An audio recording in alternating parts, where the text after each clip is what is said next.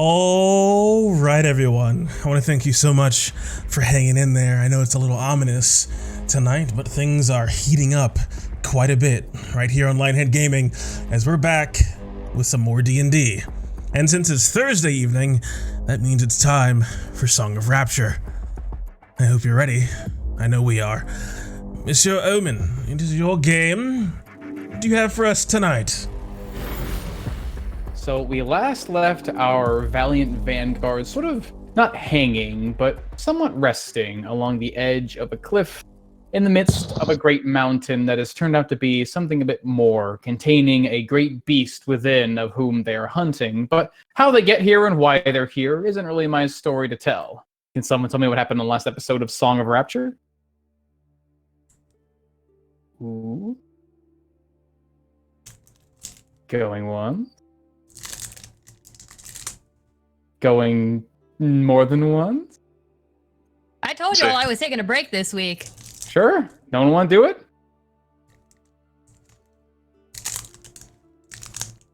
All right. Dropped out. Hello? Okie dokie. Am I back? Hey. Hey, Brendan. Everybody's Alright! volunteering a tribute. All right. Last time on Oh Song god, of I'm gonna turn Rapture. your ass down. Gotta find my voice. American. Alright.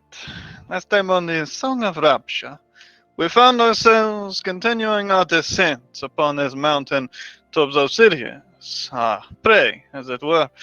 A horrible dragon of red scale that seemed to have embedded obsidian within his body, and also uses it as armaments for his little kobold friends. But, well, after taking a little break to kill quite a few of them, we decided to continue our trip with changing our plan ever so slightly.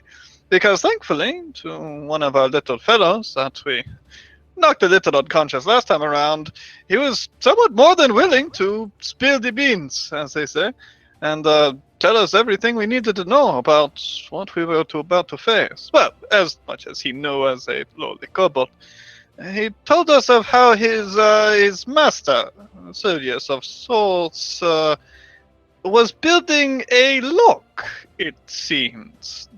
He spoke of how they had a key, but they had to build a lock. Apparently what the obsidian was for. Although it is hard to picture how you build a lock around a key and have it do anything. But maybe it has something to do with the elemental presence that I was able to feel just a little while ago.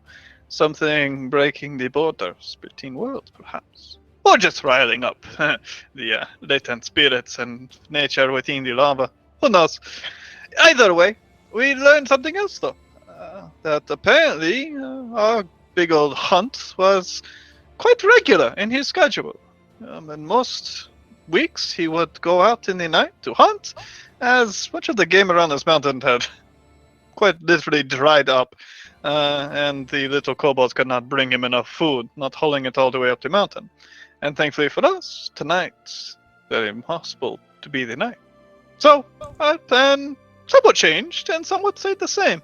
We would rise up the mountain, clearing out as we could, and then finding a place to hide out for the rest of the day, waiting for Obsidius to leave. And then we somewhat burglarize his home, I suppose, once he is gone. We go in, make a mess of things, try to rid out as many of his little protectors and minions, I suppose, as we can, find out maybe exactly where he sleeps, if we're lucky, and then wait for him to return while we regain our own strength. So, with a new plan in hand, we continued our ascent, but we ran into the obstacle that we knew about, these very large rises of stone, the stepping stones of giants, as they were. It was going to be a harsh climb, but we are prepared for that as well, because of our dear friend Persephone, with a bit of her nature magic, calling upon her spiritual allies to take the form of great beasts. Gigantic owls were summoned into existence and took flight with us on their backs. We flew low, as it was almost a vertical rise, flying close to the stepways as we ascended the mountains, but we very quickly came into contact with, well, what our little friend told us about, another patrol that was meant to come and check on the first. We were a bit caught by surprise, but not too badly. They shot at magic, fire at our birds, some of them not quite making it, but we were able to ascend upon these giant steps, cutting them down from layer after layer, some of us fighting down below, and some up above, some staying upon winged buck. It was quite a sight to behold. But, again, not much worry. Still having just enough mounts to continue our ascent. And once we reached the top, we decided it was time to find a place to hide. The open interior of the mountain, well, it basically meant to pick another fight would mean to stir everything into life, and we were not quite ready for that. So, we scouted around the outside of the mountain, on the edge of this volcanic, I don't know, bowl of sorts, but on the outer edge, so not to be seen. As we found something, a cave somewhat dug out into the side of the mountain, seeming to be almost like a bird's nest, although quite large for such a thing, enough to house all of us. We landed, said farewell to our winged friends, and, well, stuck up for the for the rest of the day, I suppose, waiting for the sky to darken and for our opportunity to arise. All right. Well said, Tamarkan. Give yourself some DM inspiration. Let's see if I already have it. I don't even remember. Hmm. I do! Nice. All right. So then roll yourself a D100.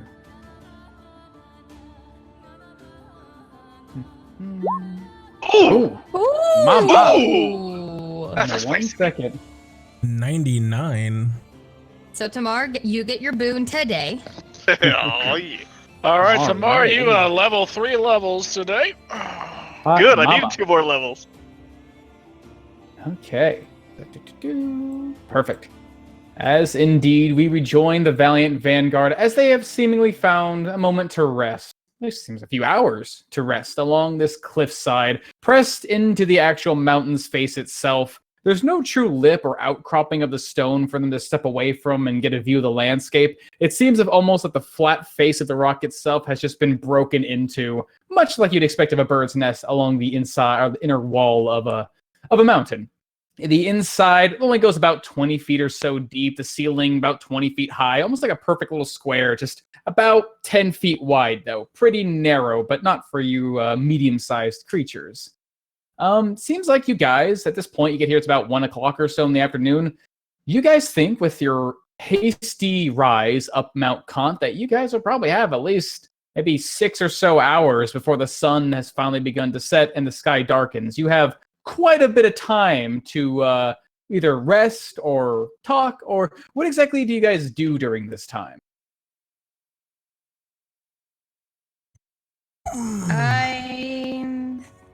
I actually go through some of the stuff in my bag to see if I could reallocate a couple of resources, and I'm gonna give Swift Hollow my potion of stone skin because I think she'd be better off having it than me.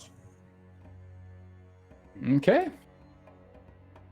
Go into your inventory, pull out this small vial that looks like sort of golden amber colored liquid with like glittering sediment sort of just floating throughout. And yeah, you hand off to Swift Hollow if she's willing to accept.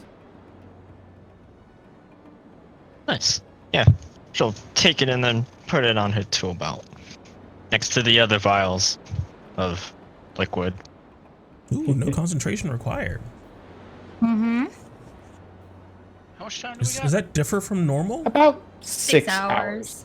Oh, 6 hours. You guys are basically climbed this mountain super fast thanks to some magic and flying beasts, but now realizing if you're waiting till dark, it's going to be some time. Then- So we're like in a cave, right? Yeah, basically, No, you guys are like We're like inside outside, the actual. right? Well, so basically the way this works is you're not inside the mountain through the volcano. You're up the side of this face. Like, I'll draw it for you. Let's do some drawings, y'all. Here's the big old tall mountain here, and then here's the cave, and you guys are right in there. Yeah. Okay. So we are in a cave. Yeah. Yes. And it is pretty damn hot inside. Some of you, the more you stay there, it's not completely unbearable, but even though you're in what seems to be the shade, there's just constant exudance of heat coming from the stonework, and probably some of you begin to sweat after maybe about 10, 15 minutes. Yeah, Samantha would Some of you. take off some of her gear and put it up against a wall or something like that, and just sort of enjoy some heat that she's missed for a really long time. I'm To gonna- admit, I'm more accustomed to the colder climates when you rise in these mountain spots. The warm updrafts. There is something refreshing about it. If only my hair would not get so matted with the sweat. I'm getting accustomed to it, so the rest of you faring. It's bearable, but it does make me worry about how much further we can go inside without needing the cinder still elixir. How's the drake skin? Yeah. With Oh, all just draped it over herself. Maybe if you go in a bit deeper into the cave, where the stone's a bit warmer, maybe you could, I don't know, not really bake, but let them sort of harden. least work on them to try to get rid of some more of the viscera. Yes. Plenty of time to do that.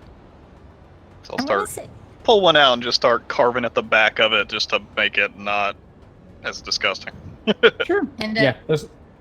Okay. no, Go ahead. no, no, you're good. I was gonna flavor it, like, yeah, getting rid of all the viscera, scraping away some of the still connective tissue hanging from these recently carved hides, and just making sure that, well, maybe if there's gonna be any scent that maybe these similar beasts might pick up, it might just be from the hide and the dirt, and not just the dripping blood that would be a dead giveaway for you guys.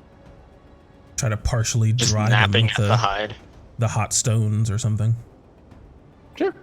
We don't have the What's up, chemicals to Persephone? properly tan them, though. I just wanted everyone to know that we are inside my magical bubble, so we have little boosts to some of our skill checks. Oh, nice. Because we're resting, technically. Yeah. Question Super mark? perceptive. Oh, I'm so perceptive right now. Ooh, Oh yeah, what's it look like when you use your Hearth of Moonlight and Shadow in this cave on this volcanic mountain, Persephone? It still has that ethereal flower sprouting from the ground and the glitter, but usually the glitter takes on like pink and blue and purpley hues. But in this cave filled with not just fire but elemental energy, it's almost like red and orange, and it's got a nice warm ambient glow around us. And in the ground from the center of the flower is the etching swirls and floral type patterns very similar to the amulet that she's wearing, extending out to the very borders of her bubble. Nice. Persephone, this is different. It is. It's beautiful. I like it. but I know. I'm going to sit next to Samantha and look over at what Zazir is doing. Oh. Zazir would have followed you in here unless Samantha gave him a specific order. Oh, I just have him sitting in front of me. Okay, he's sitting in front of her. He seems to be mostly just trying to catch his breath. It seems like ever since he was taken from his cliffside and then hoisted in the air by owls, every time he's tried to... Every once in a while he'll look at his palms. You might hear like the occasional like crackle, like kindling a fire. But you'll only see like small sparks or puff of smoke come up from these obsidian plates in his palms. And so he's sort of just looking down at his hands and trying to rub them together.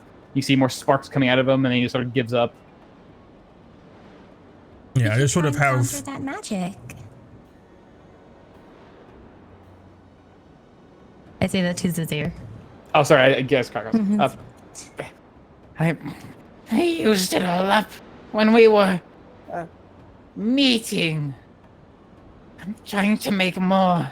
It takes time to make more. Do you need more shards for that? More sparks. I can make more magic. So smacking his hands together, you see more sparks sort of flying out of his palms. And then finally, it's just like almost like a small flame ignites in his palm. Ah! There we are. A bit more magic. But just a bit. Keep that to yourself for the time being. Yes, master. Yeah, Nice, things man. Are we going to leave him here in our little attack up above? Yes. No need for you to risk yourself. I don't want you dying I'm sitting I'm just in permanent snake form at this point. And I just sort of have myself tucked up against the wall, and then Zazir just sort of like a child just sitting in front of me. As I just sort of like lean forward over his shoulders, like some of my snakes come up to the side. I wouldn't want you to die. I very much appreciate that, master.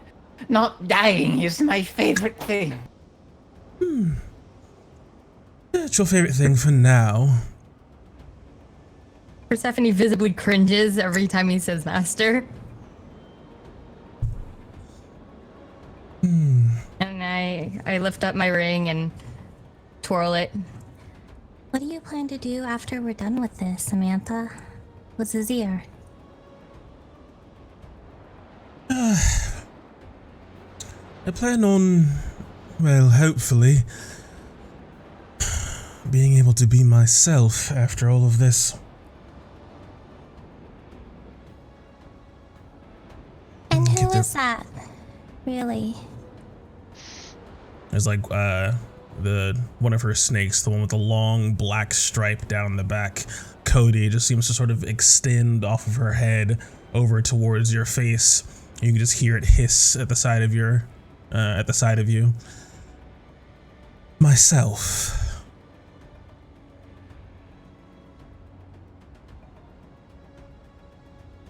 I'll get the recognition that I deserve for stopping Obsidious. And I will show through, well, I will see if these things can change as well. And she sort of just, what's the, I guess it would be drum, sort of just drums her fingers on the back of Zazir's head. Oh. Quill's looking on in all this, and you can just hear a pretty loud.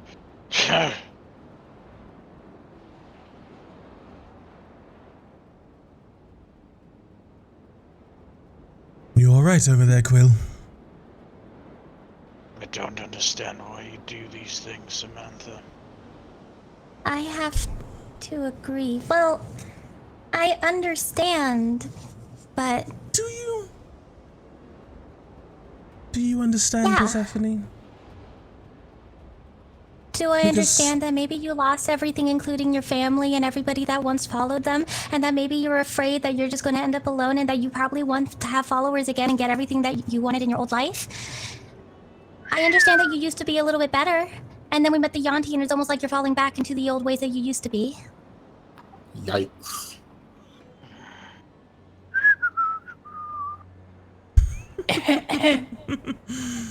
Is it dark in here? It's pretty dark. You have lots of shade. It's why it's a weird thing, is that you're in this sort of like shadowed cave, but it's still hot. It feels like you're still in the sun. Does it seem like the sun is going to come down this way? No, It's you gonna guys are set- essentially east on side the of the east mountain. side. Yeah. Okay, I'm gonna go to the Shadowfell. Goodbye, guys. Yikes! I'm just sitting at Ooh. the mouth of the cave with one of my legs just dangling off the edge. Keeping an eye out from the stuff around us. With my passive 26 perception. Ooh, we were looking for a passive 28, so. Yeah, no, I don't think you do understand what that's like. The closest approximation you'd have, you gave up by choice. I did not have a choice. I know. But you have choices now.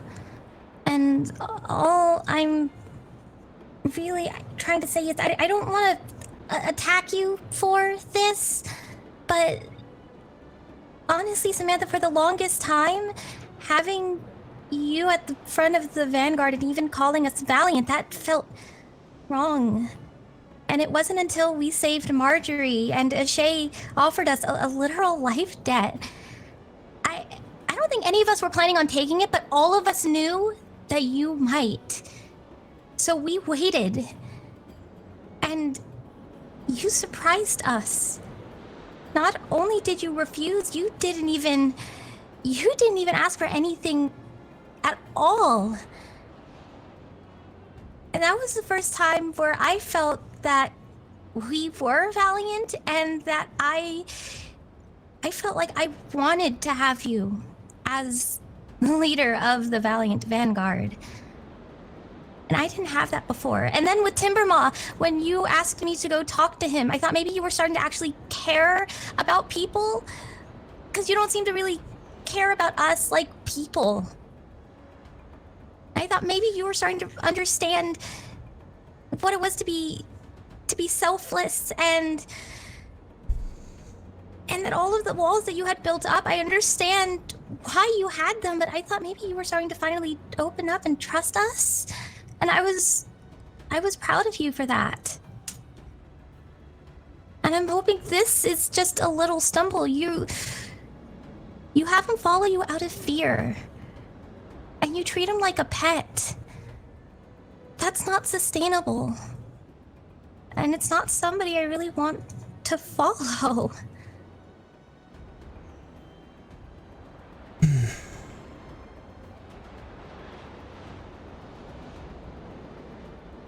She's not wrong, Samantha. I know she's not wrong, Quill. I have quickly learned to recognize the wisdom of this annoying voice in the back of my head. It is a powerful thing, but admiration is something completely different. It is what allows someone to make their own peoples. That is what I plan on doing. Some things have time, and some things can... well, sometimes things need to be rushed. No. Rushing things is how you do more harm than good. You need to be patient. You're right, after the dragon, things are going to be different. But you can't be acting as if we've already killed the dragon. You need to wait for that. I have to plan for what comes after that. Otherwise, Azir wouldn't be here. But I am willing to bet, as I glance over at Zazir and I twist my ring, somebody scarier than you comes along, Zazir will save his own hide. I see that in him. That much is obvious. Then why? Both? I don't understand. I do. When you lose everything, Persephone, you reach out and try to hold on to anything that you can. I understand that part. I just don't understand why you're trying to go back to the way you used to be. Because I thought the direction you were going was much better. Look, Persephone. I was outside of that little hidey hole that you all were tucked away in. I felt Obsidius's presence. I knew what that felt like and succumbed to it. You have no idea just how much power is contained behind those scales.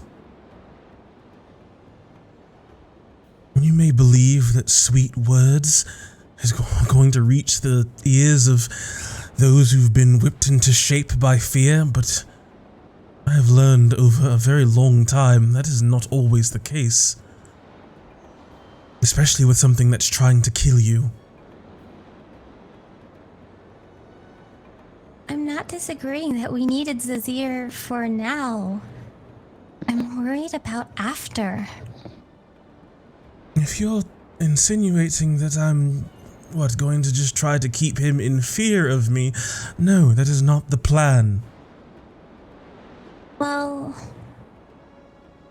I'm glad that's not the plan. I just hope the introduction isn't going to taint the rest of your interactions with him, because Timbermaw was scared of you, and he seemed to resign to what he believed was his fate. I don't want another situation like Timbermaw. I want you to reach the goal you're trying to reach. I want to help you. So yeah, I'm going to be worried about the way you do things, because you have good ideas, Samantha, but sometimes you don't think them all the way through, and sometimes you only get as far as attaining them temporarily. I think you sell yourself short, Samantha. You spend time trying to win over goblins, kobolds, weak creatures. If you would just stand up and be the leader that I think you could be, you could lead people. Great masses of people. To do good. Or whatever it is that you truly want in your heart of hearts. You're above this. You're better than this creature. And the person you worship knows that you're better than that. Stop lowering your standards, Samantha Deus. And start understanding where you can go. Quildor. The people of this world have no qualms with following a pretty well-paying face. As Samantha will use an action to put her disguise back on, I'm sure that we're going to have throngs of people trying to join the Valiant Vanguard, especially with this face at the front of it and our achievements behind them. But what I want to know more than anything is if Argos was a fluke.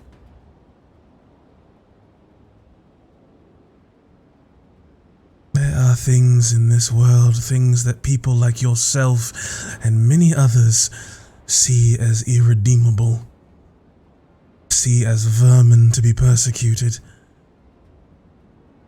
And sure, if you spend enough time sitting on high from Skyreach or some other city, everything looks low to you. Trust me, I know that feeling. What I want to see is if I can raise something that is treated like vermin into something worthy of respect. It is easy to find 10 or 20 more people like yourself, Quildor, and have them follow me into battle and have people throw roses at their feet. As she drops her disguise. But to have people respect this face, one detested throughout all the realm, that is a real challenge. That is why I don't plan on being anything less than who I really am. And I want to know if this thing, like so many others as she looks down at Zazir, is capable of being better as well. You are all whispering. I cannot hear a single word. I'm just saying everything out loud. I've lost context. I wasn't using the ring Not at all. a very smart creature. But I think you and my father would get around just wonderful. Why do you Do say not worry, that? Zazir. Even the weakest of creatures can be something great. Yeah, I don't have Oh. a problem with that. That is good. I just don't think your first solution should be to win a creature already fearful of their leader by replacing them by being a fearful leader. I understand understand that. why you did Slaves it. don't particularly seem to become great by continuing to be slaves. And that's another thing. I don't want to be associated as slave owners or servant havers. I don't like that. And I That do doesn't not feel very want... valiant to me. I understand what it is you're saying, Persephone. I do not intend for Zazir to be my servant or slave.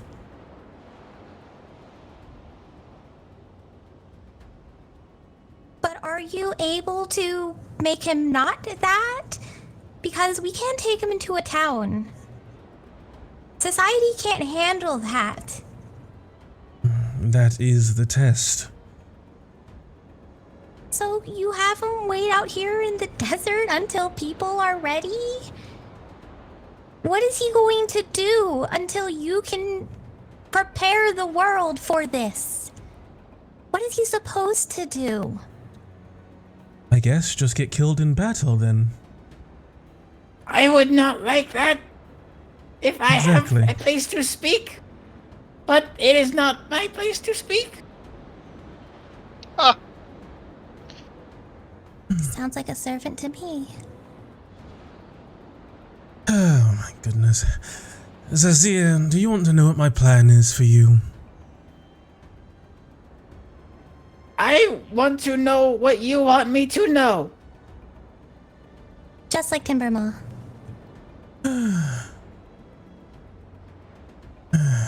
From what I remember, I did not pay the most attention to it, but I remember Tin mentioning a bit on kobolds, only a slight amount, and they are, to my memory, something created by dragons to serve, which is just Yes. in their nature. I love to serve. And when I get a chance to grovel, oh, groveling. They genuinely love it. Not like goblins, not forced by fear, and not like hobgoblins forced by indoctrination and following the rules. Kobolds genuinely love to serve. Now, I cannot remove that from him, and it's not something I plan on exploiting beyond a point. I am hoping to turn Zazir and perhaps a few friends of his into adventurers, much like ourselves. That's cool. How do we get him into cities without them wanting to be dead? You vouch Without for the him. people. I vouch for him using our increased reputation. That is the planning ahead. That is the assumption of killing Obsidious. Now, of course, if that does not go to plan, everything else sort of falls apart behind it, but that is plans for you. do your part to make sure they do not get killed, and they do their own part in making people not want to kill them. Exactly. Spending time helping them get better at what it is we do, and then letting them aid those who would fear them. It is hard to hate that which you have positive exposure to, and that is what I hope to create. In addition to the throngs of humans and elves, etc., etc. You mentioned that you don't believe anyone could respect you the way that you are. I truly hope you don't believe that to be fact. Respect and fear are siblings, Quill. And I have seen a man who cared for me at my absolute weakest point pull away in fear from me because of who I am. And sure, my actions have been less than noble at points in my life. But I am not referring to that. I am only referring to my appearance. My appearance is a source of disgust, a source of a curse or some malignant disease, something that has to be cured. Yonti are reviled, Quildor. You have spent enough time in the desert to know this. Doesn't mean I agree with it. But far too many do. But we're not those people, Samantha. And thus she That is doesn't why I get- associate with you.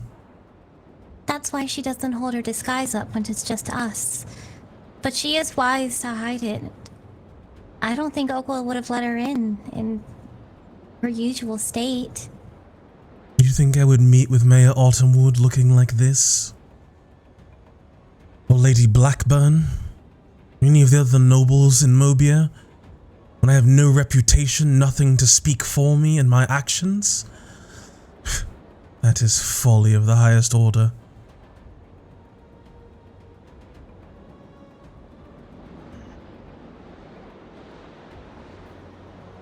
I know why the Yonti are despised. I am not excusing it. But I will showcase myself as being an exception. And this, looking back down at Zazir, is a bit of a personal experiment for myself.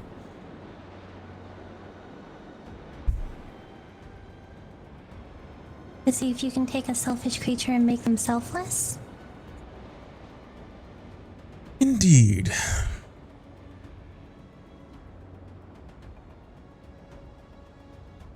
I don't know if you can ever get selfishness out of something.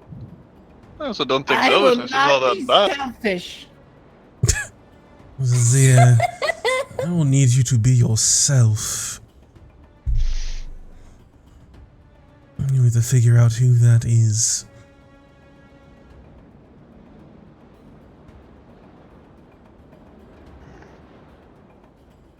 So Samantha is looking to become a king. What is the rest of you? I think you're looking for Queen, Tamarkon. Yes, yes, yes.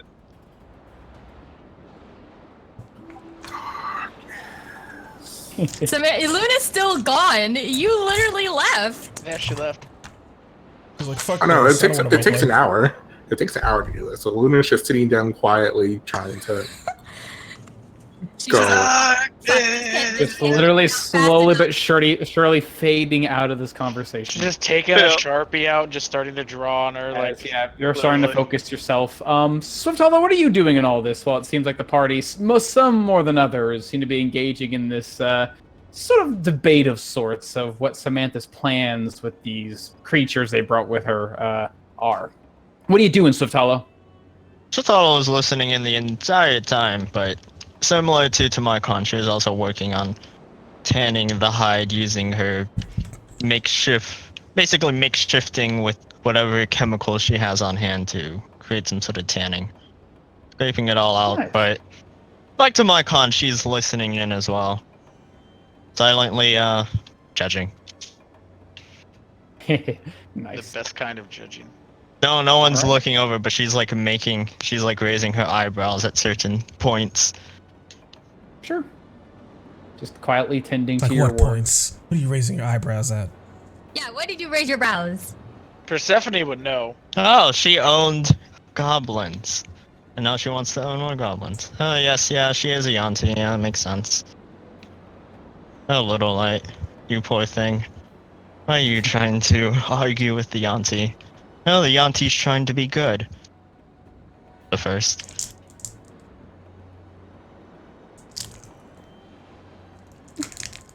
So yeah, while you guys are a couple of you tending to your work, others engaging your conversation. After about an hour or so, Luna finally finding maybe a moment of peace in this conversation where you can actually put all of your focus into this. Your mind slowly begins to fade away, as does your body, slowly becoming one with the shadows you're in. And sort of the first time I think you've ever done this in front of other people. Those who'd be paying attention to Luna, it seems like she may have nestled herself into like one of the far corners of this cave. And it just seems like maybe as the sun is slowly moving in the sky, that the shadows being cast get darker and darker around her. Until maybe like the last couple minutes, for those who'd be looking over, it almost seems like you can't really make out Luna. Like even in your dark vision, she just seems to be blending in with the shadows that your dark vision seems to see through. Almost like herself is becoming transparent, until finally at the very end, almost like a soft breeze blew in and her body was nothing but basically dust. Luna just seems to vanish from sight. As you find yourself opening your eyes, Luna, no longer where you are. A new place, no longer hot. Finally, in a strange way, a reprieve from all of the heat that you've been bearing the last hour. You find yourself cold.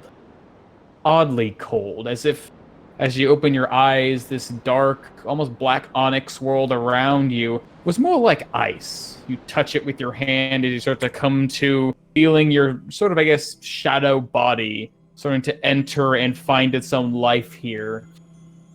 You open your eyes in this dark cave, but your eyes are able to catch the softest glimpses of light in the distance, as it seems like where you are right now is comparable to where you were before. Although now in the distance you see through a veil of darkness these low-hanging clouds, and beyond them the mountains that hang from them.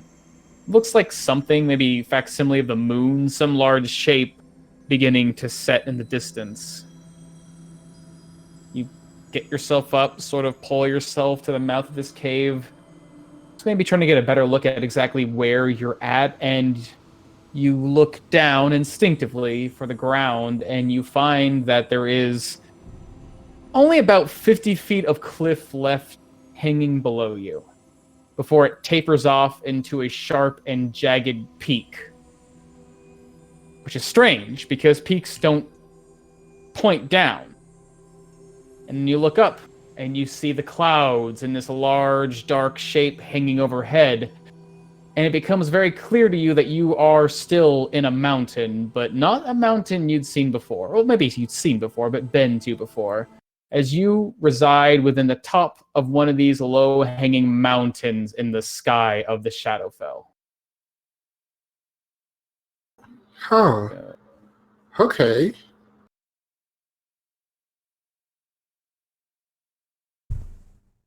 I Okay. can attempt. Looking down. To, kind of climb down. Sure. So it looks like it looks as if it were comparable to your own mountain, you maybe have about 50 feet or so before you hit a plateau. But again, it's hanging upside down. You'd basically be, if you're trying to get to the top of this mountain, you'd basically be crawling and hanging upside down from it, unless you can find something jagged to hold on to. So it doesn't look like a flat area. It just looks like a sharp point. More or less, yeah. It's strange. The mountain you were on was definitely volcanic. It had sort of a sharp, steep flat, but this one seems to have no flat. It seems to just sort of shoot out of the ground like a large, sharp fang. All right.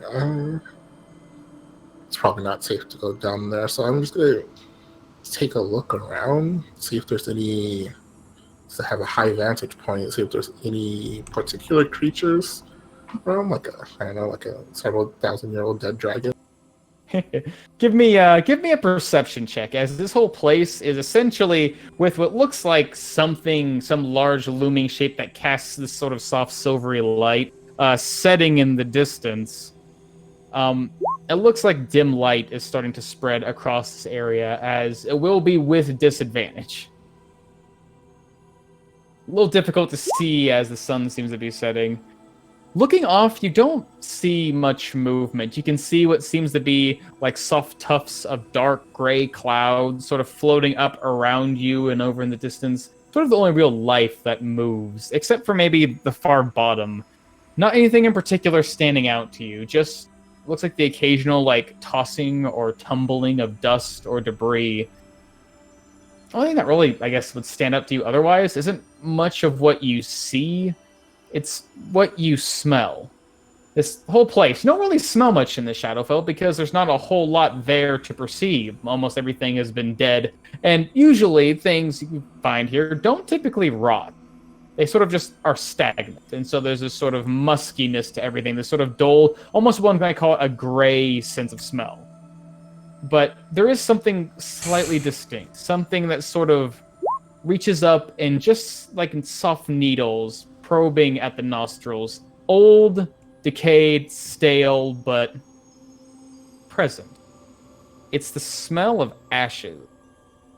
Like if you were just hovering over an old campfire that had been put out quite some time ago, but that smell of fire, that scent of kindling and earth having been scorched and then turned to dust and ash, still lingering here. The ground below this long streak of black wasteland. I mean, you're too high to really tell, but It certainly looks like there's almost no feature to it, as if it were just either covered or composed of just this dank, dark blackness.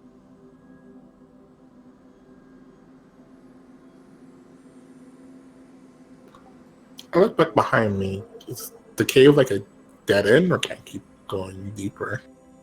It looks like as you turn around, the cave goes slightly deeper, but the shape sort of changes. It looks like the walls that were sort of nice and smooth and natural around you where you once were are not smooth. They have been like torn with what looks like large claws or talons, as if something had basically ripped its way into the mountain to make this break. And it seems like it's gone even further and further, although what's normally like a 10-foot wide opening in this place has begun to narrow down to about like 6 feet and then 3 feet, like you'd be brushing your shoulders against the wall, but you could potentially try to dive deeper inside. Yeah, I'll do that. Sure. Give me an acrobatics check as you're trying to maneuver your way between this like basically a rock and a hard place, but continue without getting stuck, as it were. Because my acrobatics not good.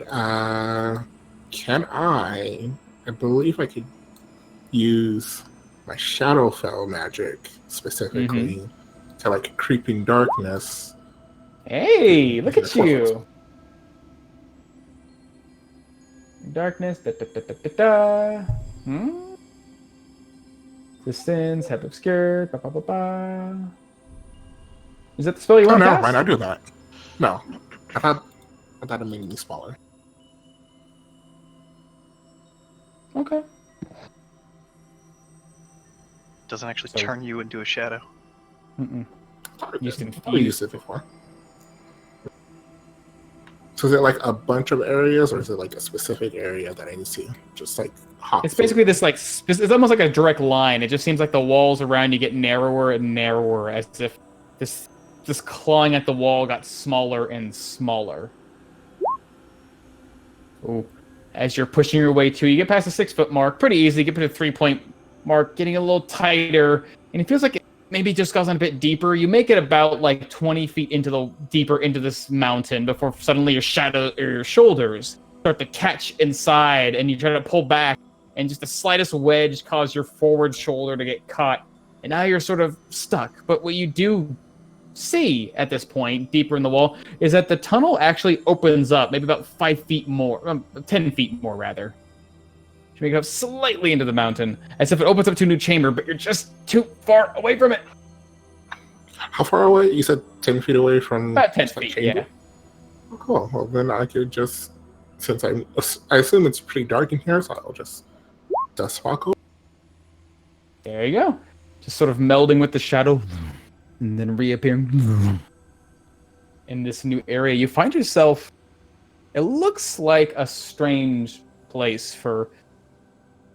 I mean, I guess the best way to put this would be, although this is an upside-down mountain and everything about it seems to sort of point it as such, the tip of the mountain's at the bottom, this place seems like it was actually carved and shaped as if it were meant to be walked in at this angle.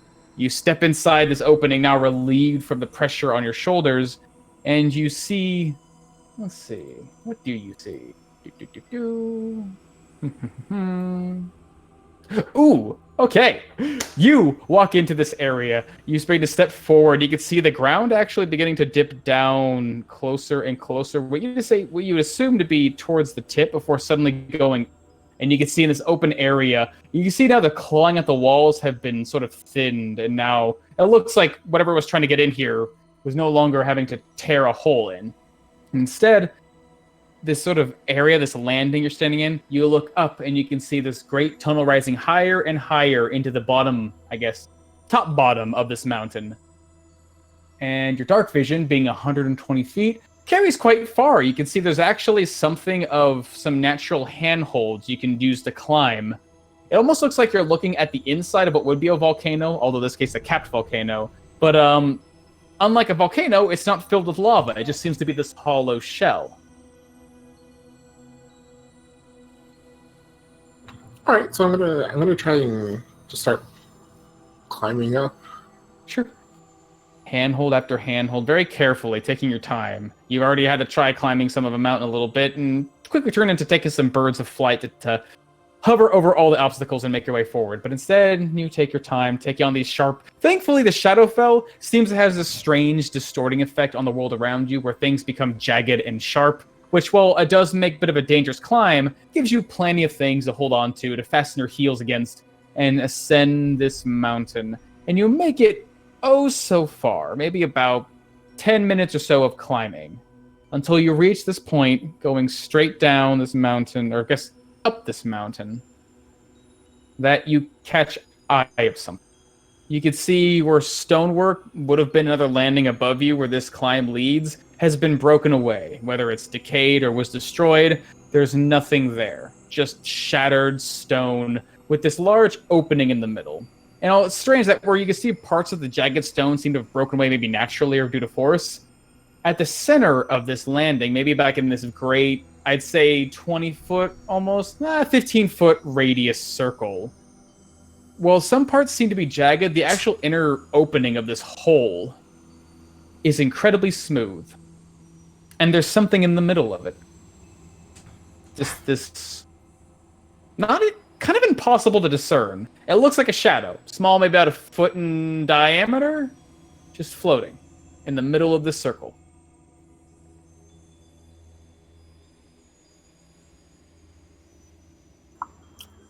Is there a spot where I could get closer to it, or? Basically, the way I'll draw it here for you.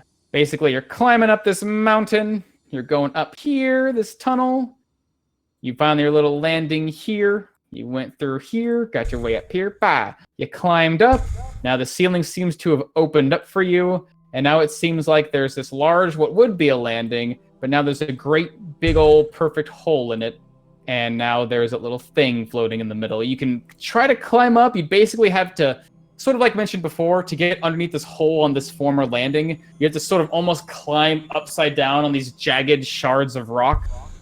Basically do some very careful athletics, but if you can very carefully climb underneath it or use some magic to overcome it, you might be able to get up towards this thing. Basically have to climb upside down along this inner ring to get to the hole. Yeah, could I get as close as possible to like get a glimpse of like, I guess, this edge right here? Sure. You can get about 15. So basically, you can get as close, once you get to the bottom of this ring, before you start to do some Spider-Man style climbing, you can get like maybe about, let's say, I think it'd be just underneath it. So this thing's about, looks like about, well, how big would that be? I'd say about 5 feet thick. And by then, this other side, any other point would be about like, looks like since the circle is about 20 foot or 15 foot in radius, you'd be about 15 feet away, or 30 feet away from one end to the other. Unless you're looking at something closer, probably be closer to 15 feet. So 5 feet down, 15 feet away at the closest side you can see. I don't know if my drawing's right. It's more or less accurate. There you go. Oh wow, it looks like a fucking like Uncharted puzzle. There we are. All right, how do you get to the orb? Use your hook shot. You gotta use your hook shot. You gotta move some platforms underneath you so you can do a jumping puzzle, so you can get to the lever. Dude. Turn gravity upside down. Boom! That's like a 7th level spell. Nah, it's the third act of the game, so it's all mystical now, like the Tomb Raider games too. Yeah, Like- I might say the lip is like a little longer. There's some place you can actually climb down to get closer, but yeah, that's basically the idea. What do you do? Stab him.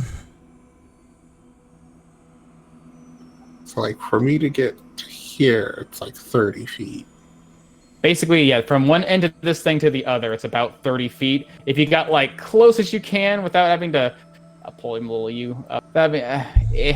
Without having to, oh god, come on. Without having to like get basically as close as you can here with having to do some Spider-Man climbing. Yeah, it'd be about like maybe the closest, probably 15 feet on this inner ring here, but also have to account for being like 5 feet down. But like I can't see this entering. Like I Not can't see this particularly. point. Not particularly, no. You have to do some, again, Spider-Man climbing to get there.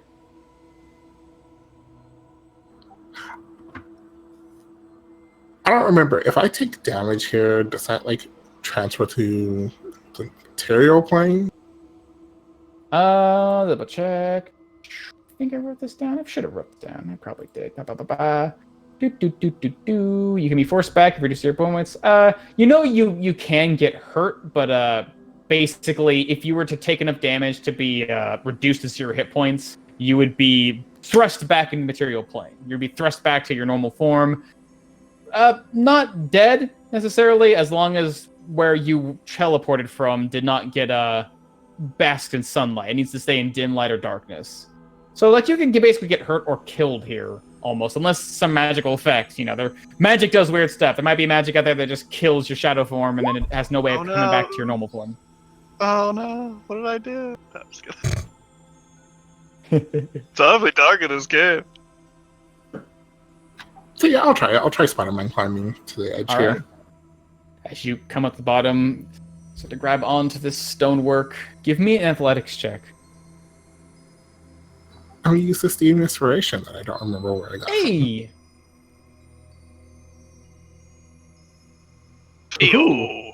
As you're beginning to climb, this is not your strong suit, Luna. You're going to take handfuls of this stone and start to go upside down, trying to find something to keep your feet on, and your hands begin to slide down some of this sleek stonework. Your feet can't find much to hold on to, and then you hear this soft, almost imperceptible, like gusts carried in the wind, this soft, breezy place, rather.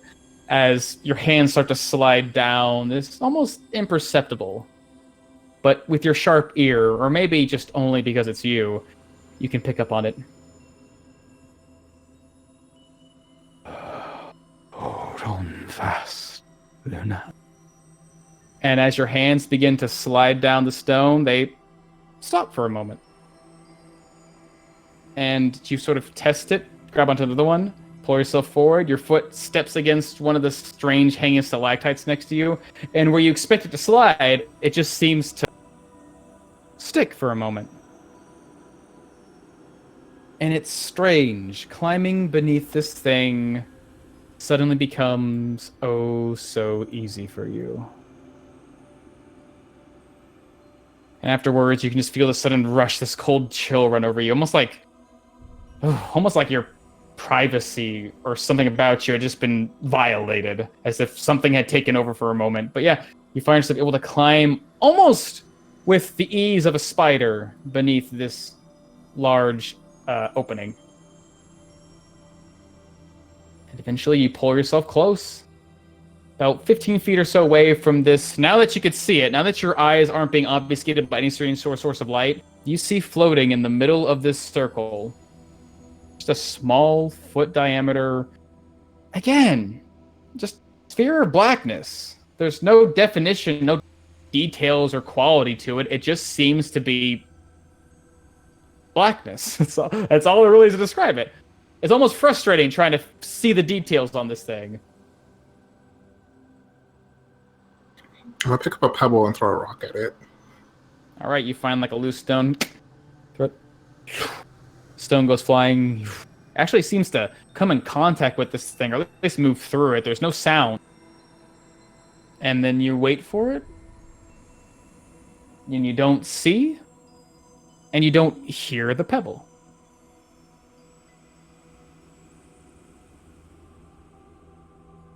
This is a fucking black hole, isn't it? Touch the sphere of annihilation. Do it, you coward.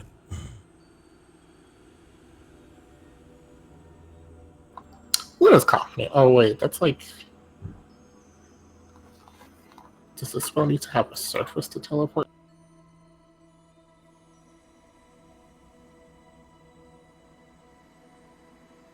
You're just gonna leap of faith into the orb, snatch it, and hope you don't die? It should be fine. We're practically gods, right, Keyleth? Practically No! God. I wonder what it is you're thinking of doing.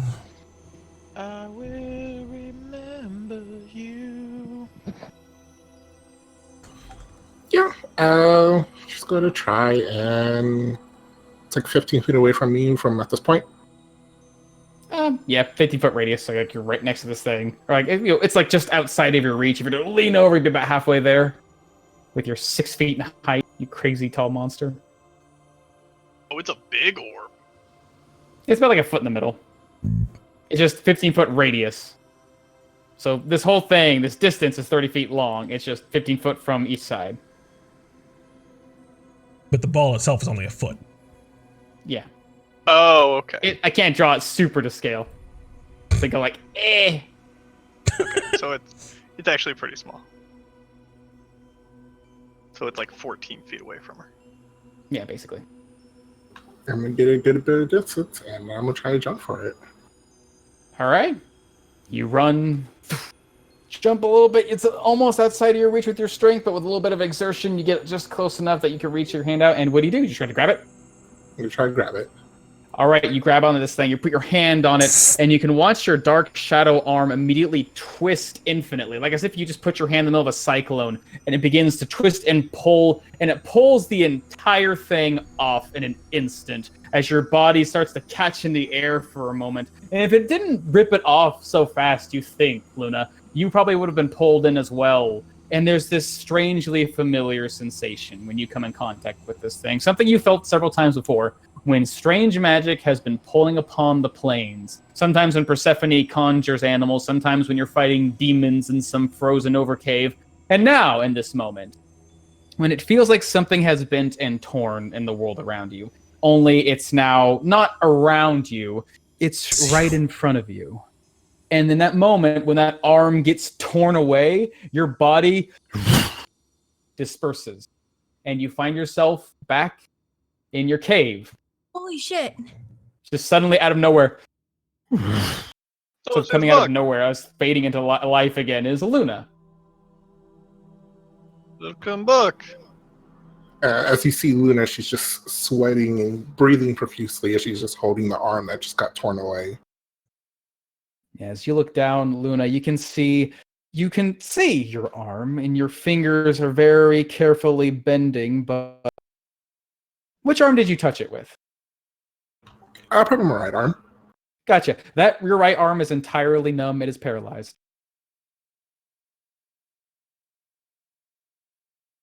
Luna, are you okay? For Do I look okay? fall over. No.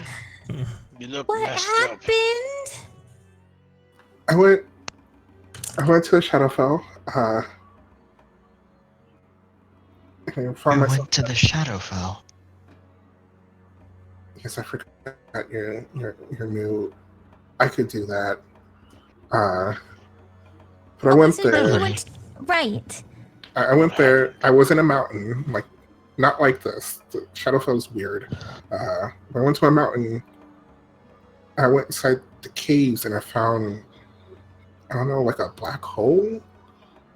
Do I know the concept of black holes in this timeline? I don't know. It's like a hole just filled with darkness, and I wasn't sure what it was, and so I tried to grab it, and it like ripped my arm off. But you tried to grab a black hole. What? I didn't know what it Okay. was. So you saw a strange, I mean, shadowy you're almost right there, object. I can't really blame you. I think I probably would have done the same thing. You didn't test it with magic or something first. I mean, I threw a rock at it. Detect evil and good and look at Luna as Sure. I reach her. Yep, you look her over, your magic rushes across her. No, you don't see anything wrong.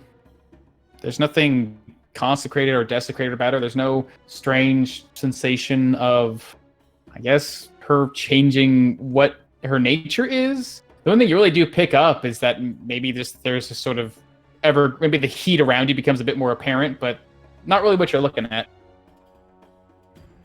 I don't see anything. Like attached to her or something? Like No. that infection I had for the stroma situation? No, nothing like that. So you had a dream, or well, I suppose it's not a dream. You certainly were not there for. But you were gone for like half an hour, or however long it took. 5 minutes, 10 minutes. About half an hour. We're gone 10 for minutes about half time. an hour. Or so. But your arm remains, so I have no feeling in it. ah, Can you Can you move it? No, she just said she couldn't feel it. I mean, you can like- like not feel and still be able to move Numbness and sometimes. paralysis are two different sensations, Quill. Yeah, you can look down at your hand, Luna, and if you really exert it, you can see your fingers like maybe slightly bend. It's almost like if your arm falls asleep, and then you can kind of sort of move it, but like there's still life in it, but it's almost completely irresponsive otherwise. If you don't hold it up to your body, it sort of just hangs down, almost like just past the shoulder where it ripped off your shadow form. Just seems to be almost unresponsive, and just hangs loosely at your side if you don't touch it. Barely. Or not at all, really. Okay, Persephone's gonna just start going through her bag, mumbling under her breath to see if I have anything. I'm actually just looking, so if you guys want to talk, please talk. I would have thought that the cat was the curious one. Oh, Clyde was. Do you have any magic or something like Gregory did, Persephone? Something that he could just, when people were sick or ailed, just cure them with a touch. I do not know what it is you can call upon from the Fae, but I know that none of my magic is good at curing people. if I was more talented, I could, but my magic is not that strong, and I never put much time in learning acupuncture. My brother, actually, to the east, we could certainly cure. Although that is quite a travel, and I hope we are not giving up on our hunt. No, I don't need my. Well, I mean, my right arm would be good, but I can still do what I do. I don't use weapons or anything. As I'm gonna start going through my bag of holding to find just a scarf. If Well, you have someone some would help me, beautiful elven scarves in your thing. someone could help me do I don't know, cast, Sure, not cast, but It's arms just like- thing. That's A what I'm sling. looking for. I got it. I can help.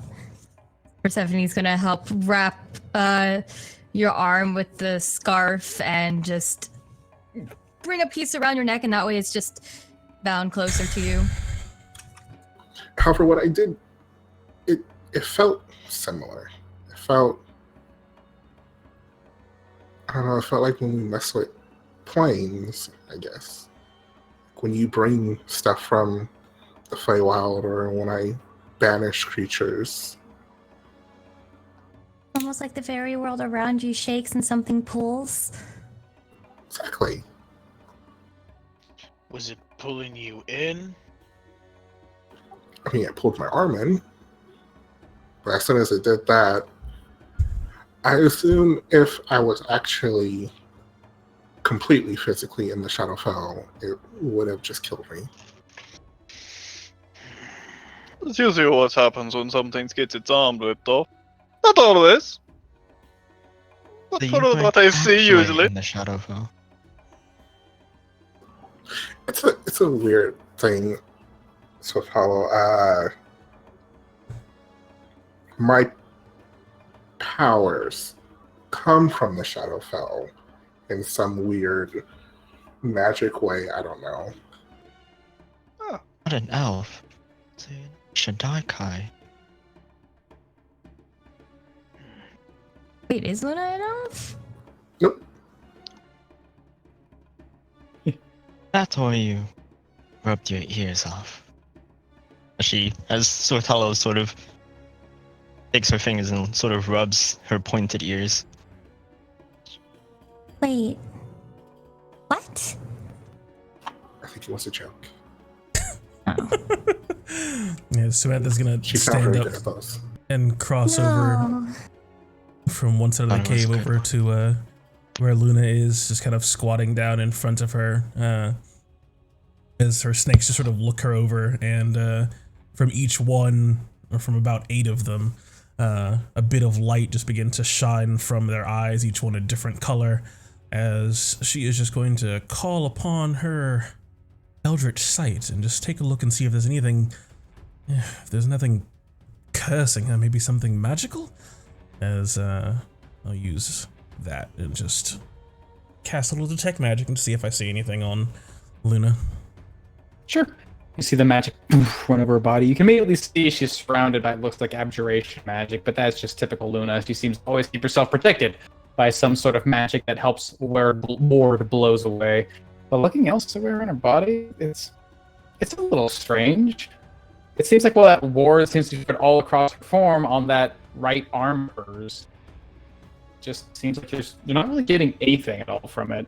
Like, even if she exerts the magic or tries to conjure some precipitation. You're getting super crunch. crunchy. Give me a second. Oh, Jordan's a little crunchy too for me. And now Brendan. Everybody's crunchy. Okay, let's try now. Sound check. Sure. Check. Okay.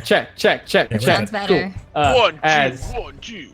You can see, while you do sense this sort of shield, almost armor of abjuration magic surrounding Luna, nothing really stands out. It just seems like, it's hard to really describe. Like, you're looking for something and finding nothing. So, but there's clearly something wrong. Like I'm seeing the absence of something, or like I was just expecting to see something and then nothing's there. Well, considering the situation, it seems like her arm got ripped off, but her arm is not ripped off, and now she can't move it. Seems like something magical's afoot. Don't sense any magic. This is definitely a conundrum. Hopefully it's temporary. As I sort of just shift my attention to Luna's face herself. What do I see on your face? Do you look worried? What do you look like? I look like everyone's cutting around me, and I'm starting to dislike it. Yes, Samantha stands up to her full height and takes like about half a step back. I'm sure it'll be alright. If nothing else, we have a whole group of archmages that we could maybe ask for a favor. If Maybe you should tell them arms about function this and doesn't what you saw. return. Maybe it's connected to whatever they need a lock for? Do you need to go back and retrieve your arm? I mean, I think my arm is gone. Like, it got sucked into that hole. I don't... Ah. But, again, if it comes down to it, when all of this is over, you can always go see my brother. I'm sure he will have a cure for it. He was very talented. I've known many capable fighters with only one arm.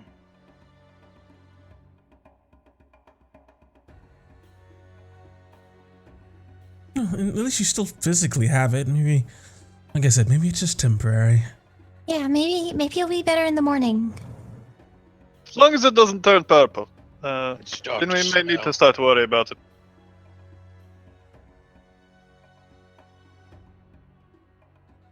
Okay, well, with that in mind, Persephone is going to spend the next couple of hours making a bunch of the little poultices that I can make. Because I can make one an hour. And they're very cheap. All right. It Anything else doesn't you feel guys- like it's spreading, does it? We don't have to cut your arm off just to make sure, do we? No, I'm pretty sure we don't need to cut my arm off. Good. Wonderful. Can you take Just- Anything people else you with guys want to do? Or is it No, I just this want to know one? how many more hours so I know how many poultices I made. Sure. You seen something, Swift Hollow? Can you take people with you? Just I don't- curious. Believe so. Why are you interested in going? It's not that exciting, honestly. It's mostly dark and gray. There are upside down mountains, though, but And strange orbs that rip off limbs. That's pretty exciting, I guess. Oh, when you work in the dark, and you dark vision often, well, you get used to the black and the grays. You do not think it is a poison or disease, do you? if it is something like that, I could do something about it. No, I think Swift Hollow just likes trying new things. No, I meant the arm.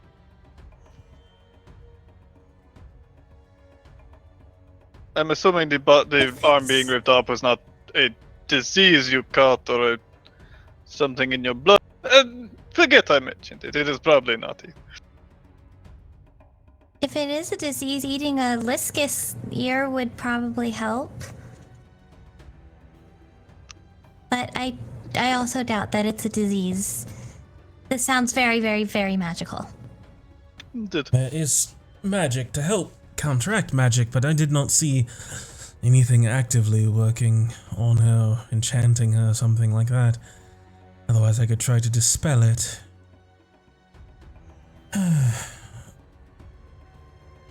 What does it feel like? You just can't feel your arm, right? Like at all. Like at all. Like I can touch it with my other arm and I'll feel it, but it's just blank.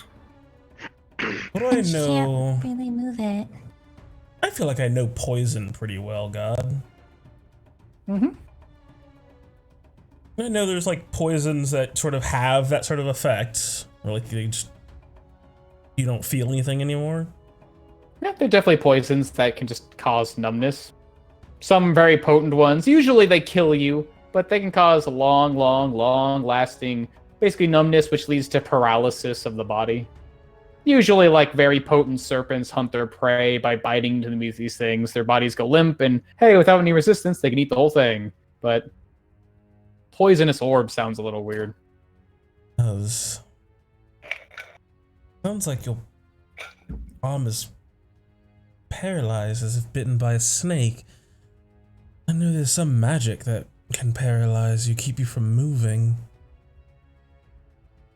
Though I do not know if there is magic that can fix that.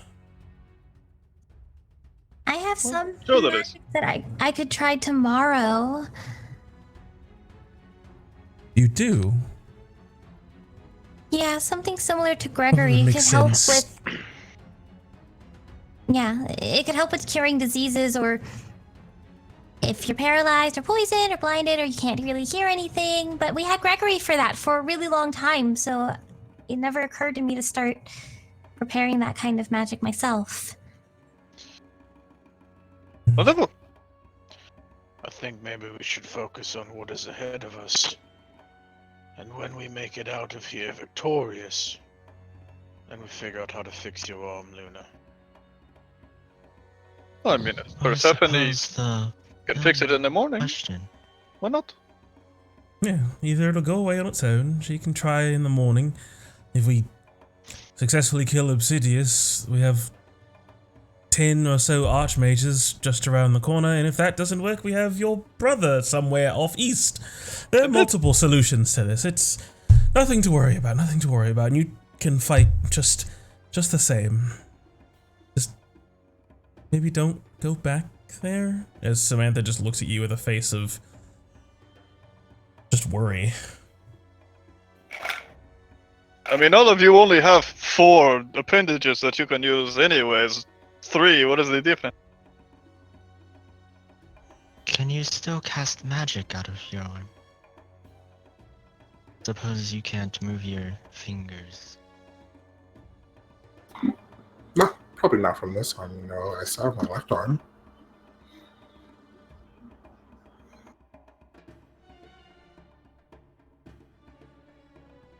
I guess all there is to do is what? You want to test it out, maybe? See if you can call on some simple magic?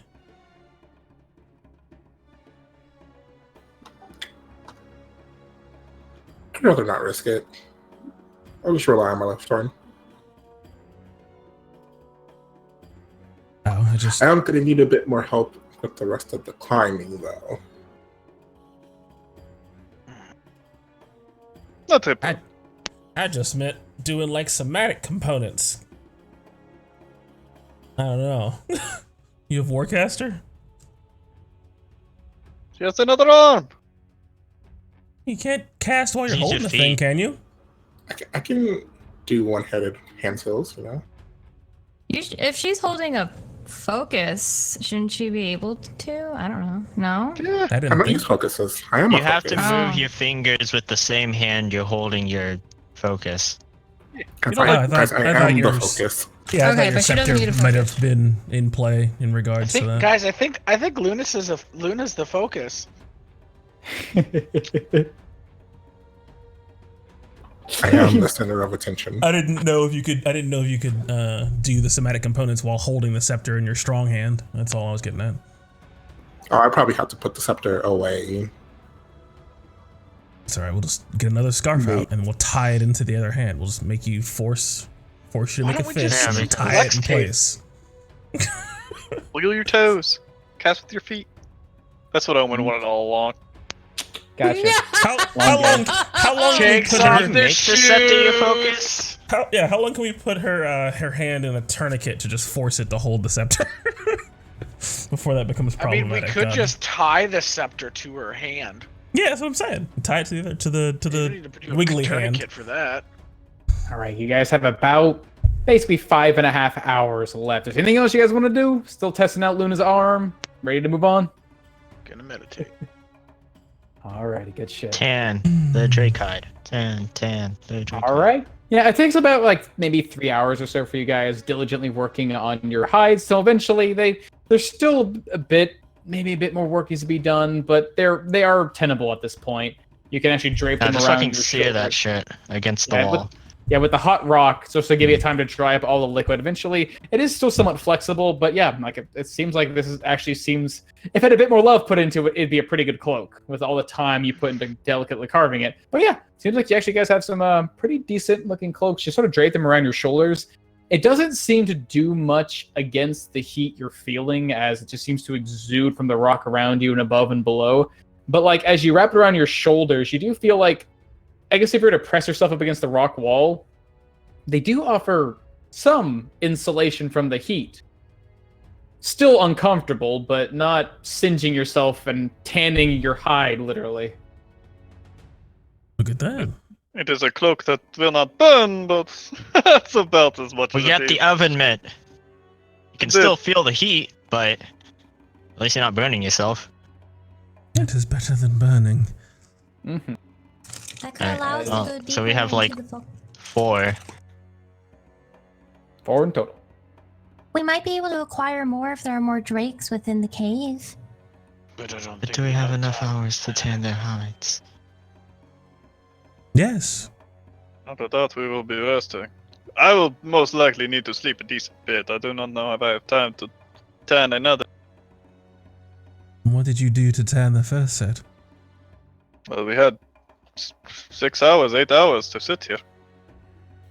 6 hours. You spent an hour and a half working on it. You finally finished up after 3 more hours. Took some time.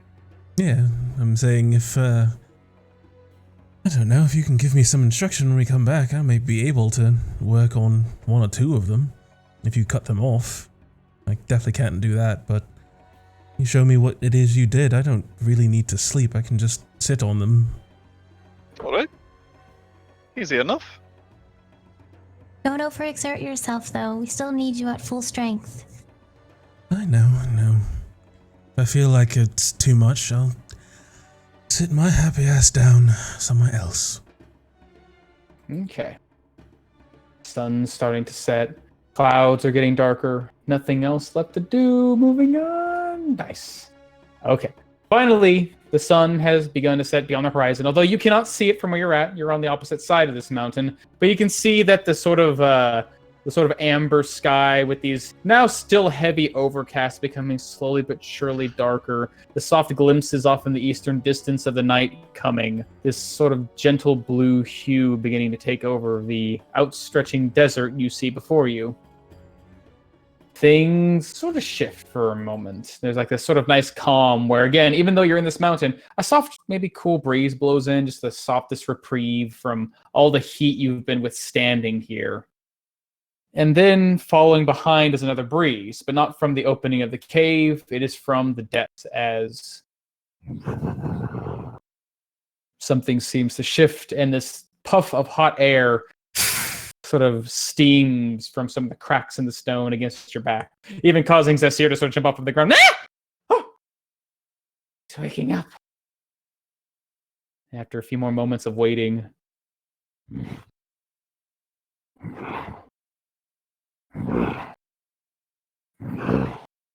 you can hear from up above and off in the distance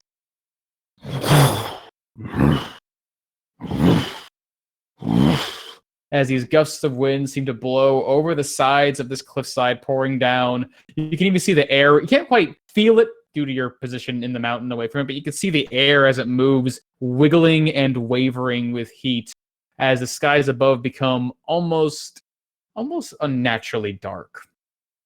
And you see it, this large shadow pull over the mouth of the cave as this massive dark shape, just barely lined through its cracks in its joints and its scales, the soft sort of molten glow on its body, as this gargantuan dragon takes to the sky and flies off towards the east, giving you a decent view of its back as it flies. And you can see as it cuts across the sky, the air around it seems to be wavering with pure heat.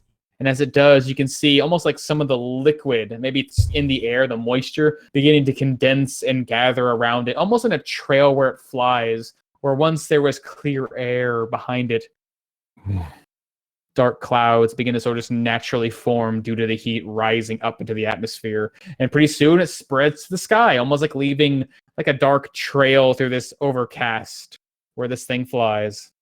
Until eventually, the dragon Obsidious, beating its wings hard and fast, flies about 100 feet, 200 feet, There he goes. 300. Till he's just left a dark trail in its path. All right. I think he is gone. But Seven, do you still have enough magic to summon your bird friends, yes? Or are we climbing? Yeah. No, I'll bring them back.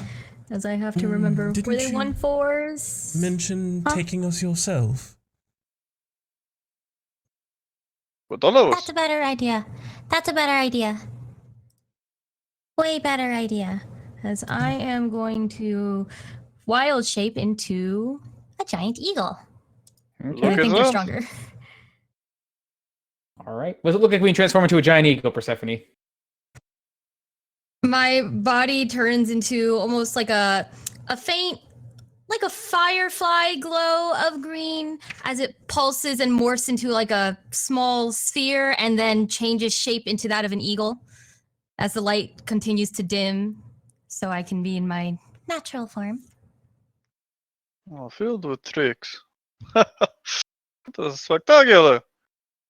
A shape changer.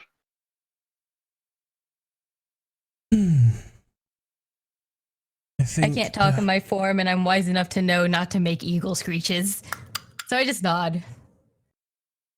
Where is she dropping us off? I'm supposing we're just going, what, 1 by 1, 2 by 2? Perhaps for some of the lighter of us, I think maybe take Tamarkon first. He's quite quiet and able to hold his own if discovered. Are we just going up and over, or are we going back to the step? Persephone's looking between Tamar and Samantha. You saw the bowl, does it matter? It all seems to lead to the same place, right? If we just dropped right down into the bowl, we may be discovered. As opposed to the steps? Yes, there's a way to go. At least we can defend ourselves. Well, not defend ourselves, but hide ourselves away before, well, everyone gets there. Okay, so you know the environment, that's fine. So then yes, take Tamarkon first, have him guide her to where it is you need her to take you, she can understand you. And then come back for, I think, Quill next, and work our way through the group after that. Wonderful. Persephone's gonna make her way to the entrance of the cave and wait for Tamar Khan to climb on. Oh, I'm climbing on. All right. I thought you were just going to scoop me up. As I just sort of lightly jump off the steps and sort of launch myself off the rock to get above her as I just weirdly lightly just plop down on you. You feel And like I- air sort of poof up underneath you right before I hit you. I wait for a second before I whoosh, up around the cave, waiting for you to guide me. We just keep following the curve here. Basically where we left before. All right, you guys are being stealthy about it. Yeah. I'm being stealthy, yeah. All right, give me stealth checks, both of you. Persephone, yours is going to be measured a bit differently as you are a giant eagle. I do, yes. Let me pull out my eagle. Let me pull my eagle out.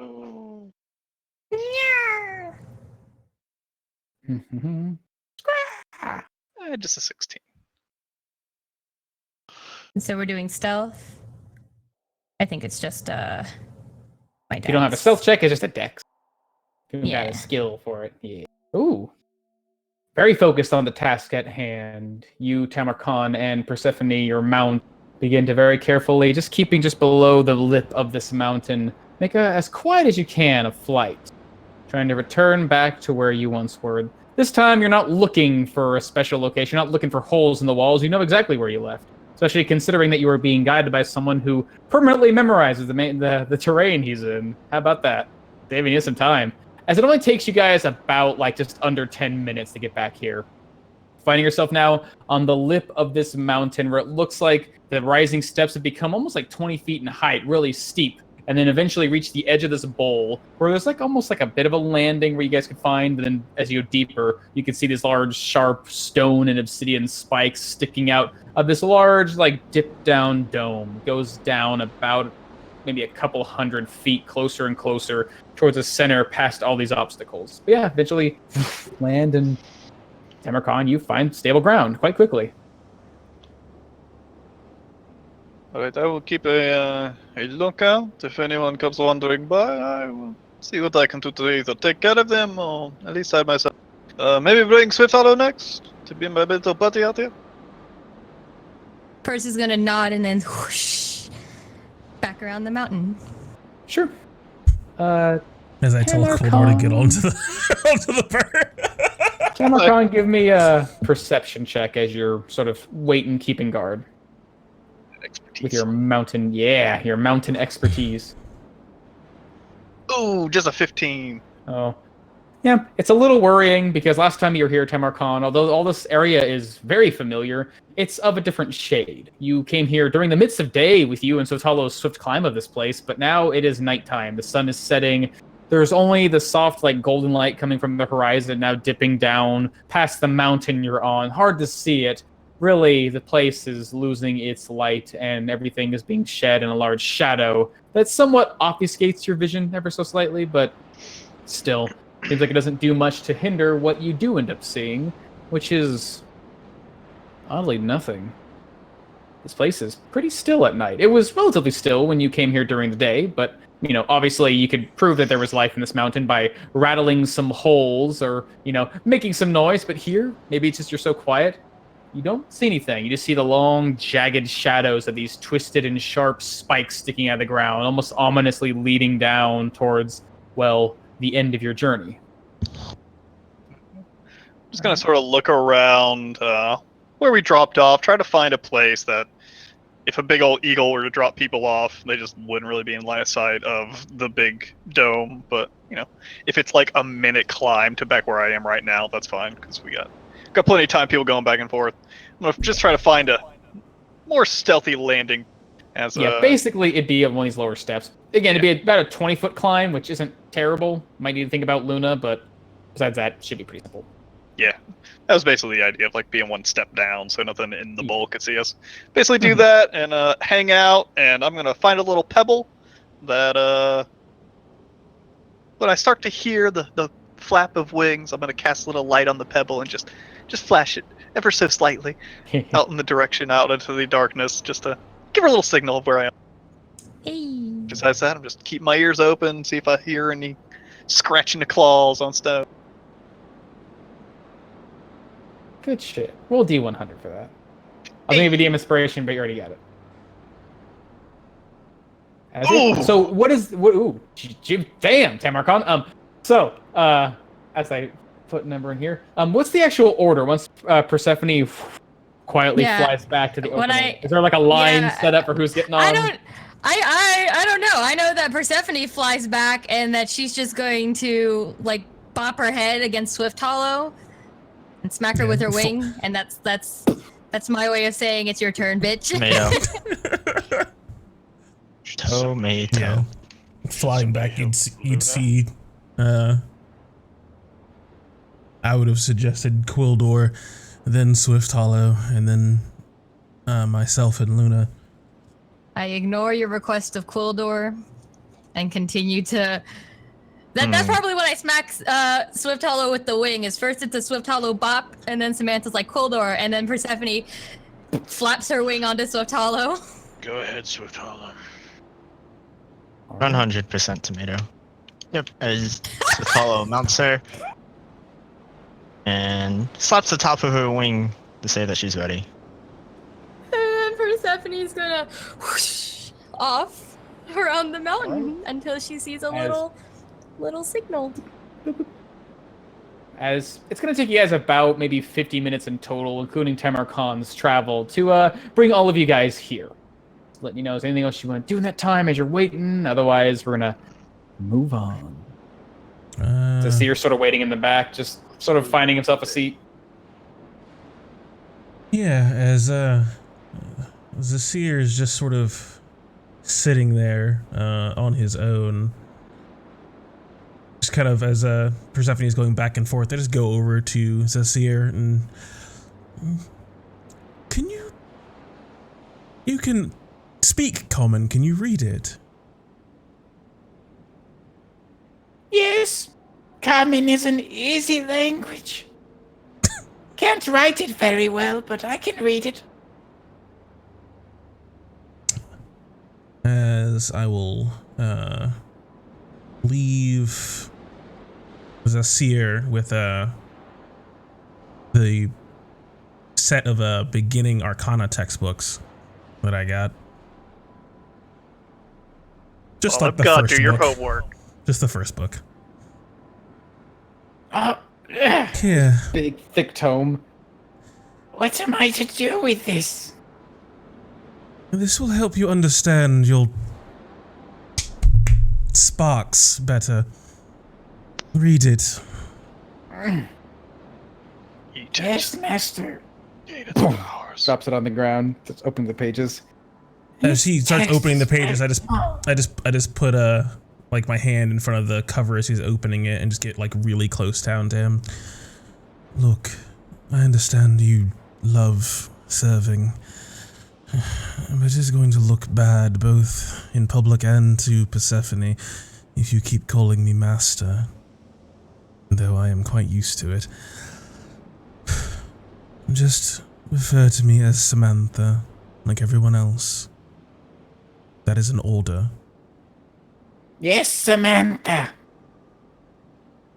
Or if it's important, Samantha Deus, but only if it's really important.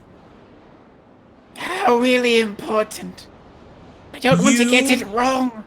You or anyone in the group is in danger, that's important. I will do my best to remember that and read all of these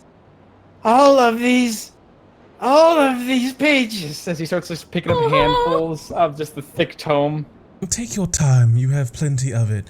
As I'll also just leave him with a collection of jerky and a half-filled wineskin, and then just go back over to where the lip is. Oh, Samantha blessed us with food. Kindness. Alright, Mr. Poopy Butthole.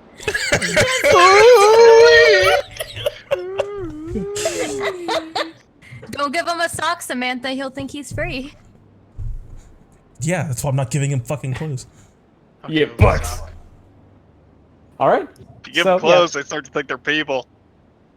You know, after about 50 or so minutes, one by one, Persephone the eagle letting her allies like climb upon her shoulders and very quietly sailing past this long winding edge to this mountain until eventually you see the soft flickering light of Tamar Khan's signal bringing you down to a lower step, and then eventually once you dismount from the eagle and she returns back to the cave, give me some time, like only takes about like maybe a good solid quiet climb, maybe like 30 seconds or so, just calling up one side, the other, hand over hand, making your way up the actual steps until, I guess, if Samantha goes with Luna, someone might need to help Luna. She only has one hand, unless Persephone kind of nudges her up. Help. I just assume Persephone was just gonna flap her up. Yeah, I can, because I would have 10 minutes left to help flap Luna upwards before I'm forcefully ejected from Eagle form. I think you have plenty of time in eagle form. It's like Yeah, half an hour sharp down. talons. Just pierce her, like pierce her flesh, and then you're good. Yeah, you got it for like 4 hours. Do I? It's half your level rounded down. Oh shit. Yeah, when Yeah. when you get high level druid, you can the basically. last time I used it, the Yeah. last time it's I level used 2. this thing was like, yeah, for Well, there you long. go. I say you feel strangely resilient in your eagle form. As you help nudge, bring one up to the edge, and eventually all of you guys sort of join Tamar Khan in the same position he was in before. Sort of your eyes peeled around for anything that stands out in the darkness, but nothing really to recall. It just seems oddly, maybe just naturally, still. Last time I was here, I created a bit of commotion, to Swiftala's chagrin, but they came swarming relatively quickly. That was in the middle of the day, though, so I do not know if they are as nocturnal as their master seems to be. They may all be awake, or they may be even more sluggish than they were before. But we could try to sneak into their house, take them up before they wake, or simply call them and fight them out into the open. Catching them by surprise could work quite nicely in our favor. Means we don't have to pace ourselves in terms of the things we call upon to defeat them either. Problem is getting to them. Very small holes. Even my limber self, I could squeeze into them, but it's not exactly a place I could fight, and they're quite winding. Agreed. Just peering into the hole, I do not think we will see anything. No, I agree with that, so we just push forward and rearrange a little bit of our volcano plan, so to speak. If they are not here to meet us on the surface, then we investigate the main entrance down and see whether or not we can confront them that way. Alright. Do we investigate the tunnel? And Yes, if we have to double back, we'll use your calling method and fight them on the surface. If it proves inhospitable for us to push on.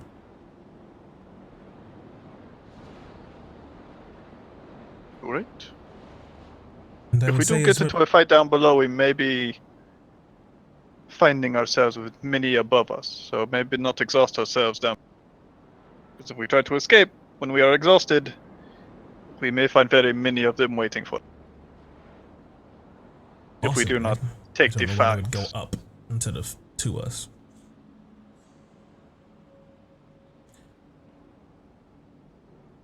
And I would keep your eyes, or those of us that can see. Well, I guess it's all of us, isn't it? Oh, I'm so used to dealing with Gregory and his goggles. I guess we can all see quite clearly in the dark. Oh, this is perfect. So I would keep your eyes peeled as we're going to the actual descent part. Look for anything that looks like, I don't know, like the underside of a bridge, if you've ever seen one. Or something like that. Anything that looks like rock structures or formations along the sides. Something that we could potentially destroy to close that hole up. Or weaken, so we can set it off when we need to. I don't think there was anything above it. But you will see in due time. Follow me then. Take us to the... hop up and start somewhat nonchalantly, but just trod my way towards the hole. Keep my ears and eyes. All right, everyone, give me Being sneaky? We all being sneaky here? Seems like Figured as much. Attempting to be sneaky. Yeah, I figured just stealth ops. Yeah. Am I still You guys eagle are gonna- sneaky? You can be an eagle if you want to be eagle sneaky. If you want to still be an eagle, and basically, if you guys are moving together as a group, you're gonna need a group check. Here you go, Coldor. At some point, I have to put Luna down, and I'm just gonna go back in my normal sneak. We put her down too hard, it makes a bunch of noise. Ooh. Don't worry, Good guys, job, I'll carry Swift you. Hollow. You carried me. Okay, y'all. Pathetic excuses. Grade for us on a elves. curve. I'm wearing plate armor. How dare you not raise your proficiency? Yeah, if I wasn't wearing my elven boots, I'd also have disadvantage. Oh yeah. Elves. Not everyone Sneaking. can Why be don't a you have rogue. Cowards. elfin boots of cancel out disadvantage? That's You're an terrible. elf, Okay. Quildor. There was a memo. A Stealth memo. checks are for cowards. In your group, sort of stealthing. It seems like Swift Hollow, you are just in your element here. You are surrounded by darkness, plenty of shadows that dip and hide. The ground around you, although hard in some places, broken and dry, would crack beneath your feet. But you know all the careful places to step. The only thing you'd have to sort of stop to do is every once in a while. Although Quildor is quite adept at moving in the dark, moving silently, especially in his armor, is quite taxing. You spend some time sort of like making sure, showing him the right path to walk, showing him to not step on these maybe what looks like normally looks like firm stone might give way under his weight and shatter to make a loud pop. So you sort of use your stealth to help guide him as well. Although all of your eyes seem to be still pretty sharp. And Luna, maybe just distracted by this, still alien numbness spreading throughout your hand, just unable to move it, just trying to decide, okay, how am I going to focus this? How am I going to cast my spells? If I need to instinctively grab something, I need to remember I can't use this hand. Yeah, did it get any better? I'm assuming not. Seems like it's still numb. As you guys very carefully and very quietly make your way about 50 so feet, 100 feet, going down. Every once in a while having to sort of either find a dip, like a ramp going down from what would be a cliffside, or just slide down about 5 feet or so to a lower level. As this sort of bowl you're all entering seems to have like slight cliff-like levels going down. And yeah, one thing that definitely stands out to you guys in this night, although you can't quite see much of it, you can definitely smell it. Swift Hollow and Tamarkan being the first to pick it up, but others slowly starting to pick it up as well. Persephone and Luna with your incredibly sharp senses. Samantha, you can almost taste it on the air. This very bitter, rotten, acrid scent. And as you pass some of these sharpened pillars, you can see like a dip in the earth, a small pit of sorts, about maybe like 5 foot in radius. And you can see inside, just softly, quietly fizzing and bubbling. Looks like, it almost looks like water, but it's like frothing, almost like a spring. But the smell, it's almost like acid. That is unpleasant. Let us continue onward. About only 5 minutes pass, moving slowly and quietly as to not make yourself seen, until finally there is something to catch in this area. A soft glow in the distance, although it almost seems to be wavering at first in its appearance, you realize it's maybe something you and Swift Hollow, Tamarkan, didn't see last time you were here. Maybe it just wasn't a present. A soft orange glow that almost seems to very, very gently illuminate the outside of this dark, dark hole in the middle of this mountain. You can see, sort of reaching from the sides, cracking through the earth, are these golden and almost amber slivers of what look to be rock, but you can see some of it ever so slightly shifting or flowing, as although they're but veins, you guys find little small cuts of molten earth breaking around, almost cracking, almost like the veins around the center of an eye leading down the center of this hole. Still looking around, still being quiet. Thankfully quiet. Seems to be no life. You could see along these like maybe 5, now about 8 feet tall cliff sides leading down to this great hole, burrows, more of these nests as they call them, but unlike last time you were here, they all seem to be quiet and empty. And eventually, after just 1 more minute of travel, you guys find yourselves standing before the mouth of the mountain. Just large, gaping, you'd think probably about, maybe about 45-ish feet wide diameter opening of this volcano. More than large enough to allow a great dragon through, but quite a large hole.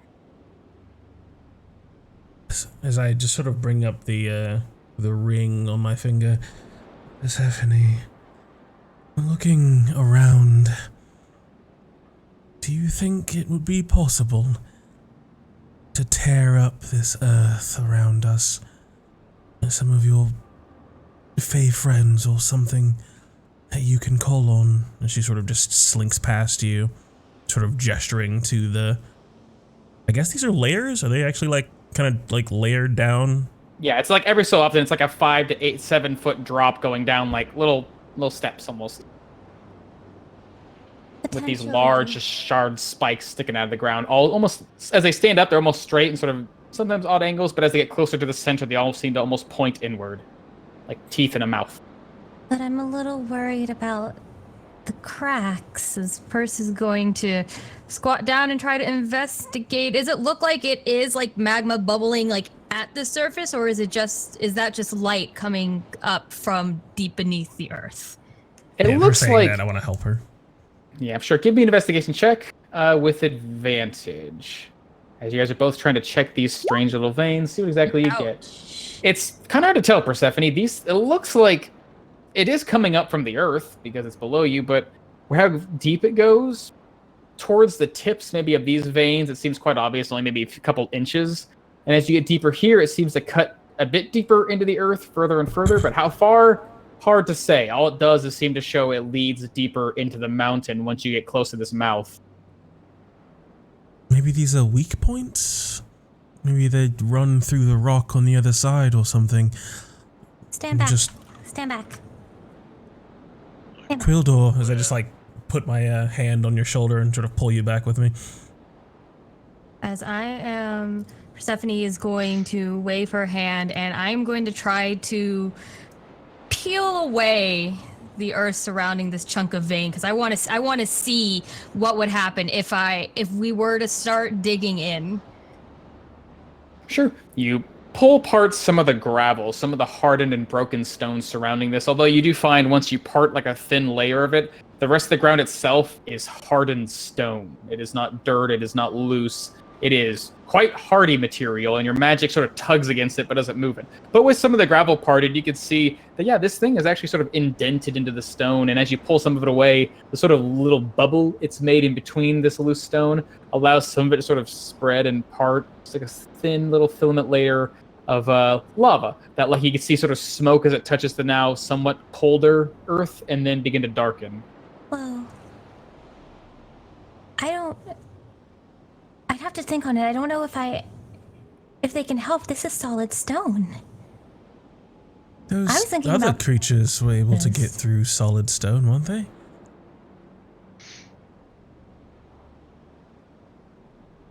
Maybe we should just capture one of them. The land shark. Yes. It is not a simple beast, otherwise I would do that. It is a very strange and abnormal creature. Much more like a monster than any normal animal. Let's stick to the plan. I'll keep it in the back of my mind. I'll see if I can come up with something. This is part of the plan. At this very moment, right now. Okay. Cannot afford to let him escape. Samantha turns over to Quildor.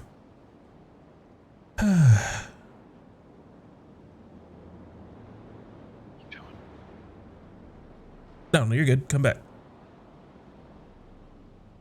What are the rest of y'all doing while Persephone and Samantha are sort of investigating these lava veins? Samarkand seems like he's taking like a lap around the hole. Yeah, I just sort of scooted off to the left a little bit, a little off to the right, just getting a lay of the land. Where do I remember this cave being? Because I didn't... Mm-hmm. Yeah, looking down, it's a little hard to see with your dim vision, but Luna, getting close to the edge, you can see... Trying to look down, you remember it was about... With the sun overhead, it was a little easier, but about 50 feet down, maybe on somewhere on this side, if you sort of slip down, and it was like 15 foot before you hit the actual, like, sort of landing, like sort of like a drop from the edge here to like some sort of like I guess like a wraparound bridge you might call it of natural stone, and then it begins to cycle away down, down, down, down, down until you get about 50 feet. If that makes sense. So there's a 50 feet drop off of this So down basically, to the platform you drop that spirals more 50 feet, or does the See- spiral start right here? Spiral starts looks like about like 15 feet ish down. There's a like a path where you could like maybe climb down or lower something, but I remember going here, and then it seemed like it started spiraling lower and lower. It seemed like you were about 50 feet down from the lip of this volcano before you finally found the Gotcha. opening of the cave. Okay, that makes I more fucking sense. love drawing. I'm gonna draw more. It's great. Yeah, Yeah. that makes sense. So we have to climb a bit, but you see the pathway down there. Once we step off this ridge, it is going to get very hot very quickly, but about 50 feet down or so is where it cuts into the mountain itself. Switala and I did not venture into it when we were here last, but that is where our way in. You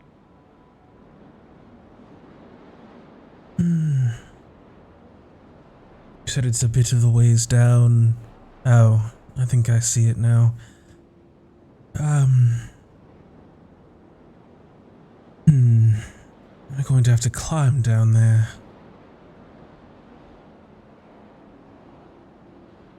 I'm sort of just looking around. Do I see any signs of life or activity anywhere there? Give me a perception check With advantage, because I have my boyos? with normal, as you're looking off into dim light. Oh yeah, that's a thing, isn't it? Mm-hmm. Kya! You're looking down to this hole. You sort of peer your head over, and the first thing that happens, Samantha, is although it almost starts as a comfort, this breeze, this hot air, hits you in the face, and immediately it's like all your scales almost rise up on your skin, almost like a ripple. As wow, it's almost like staring into the face of a fire for a moment. That is hot. And as you try to focus your eyes, you can't quite see anything down there.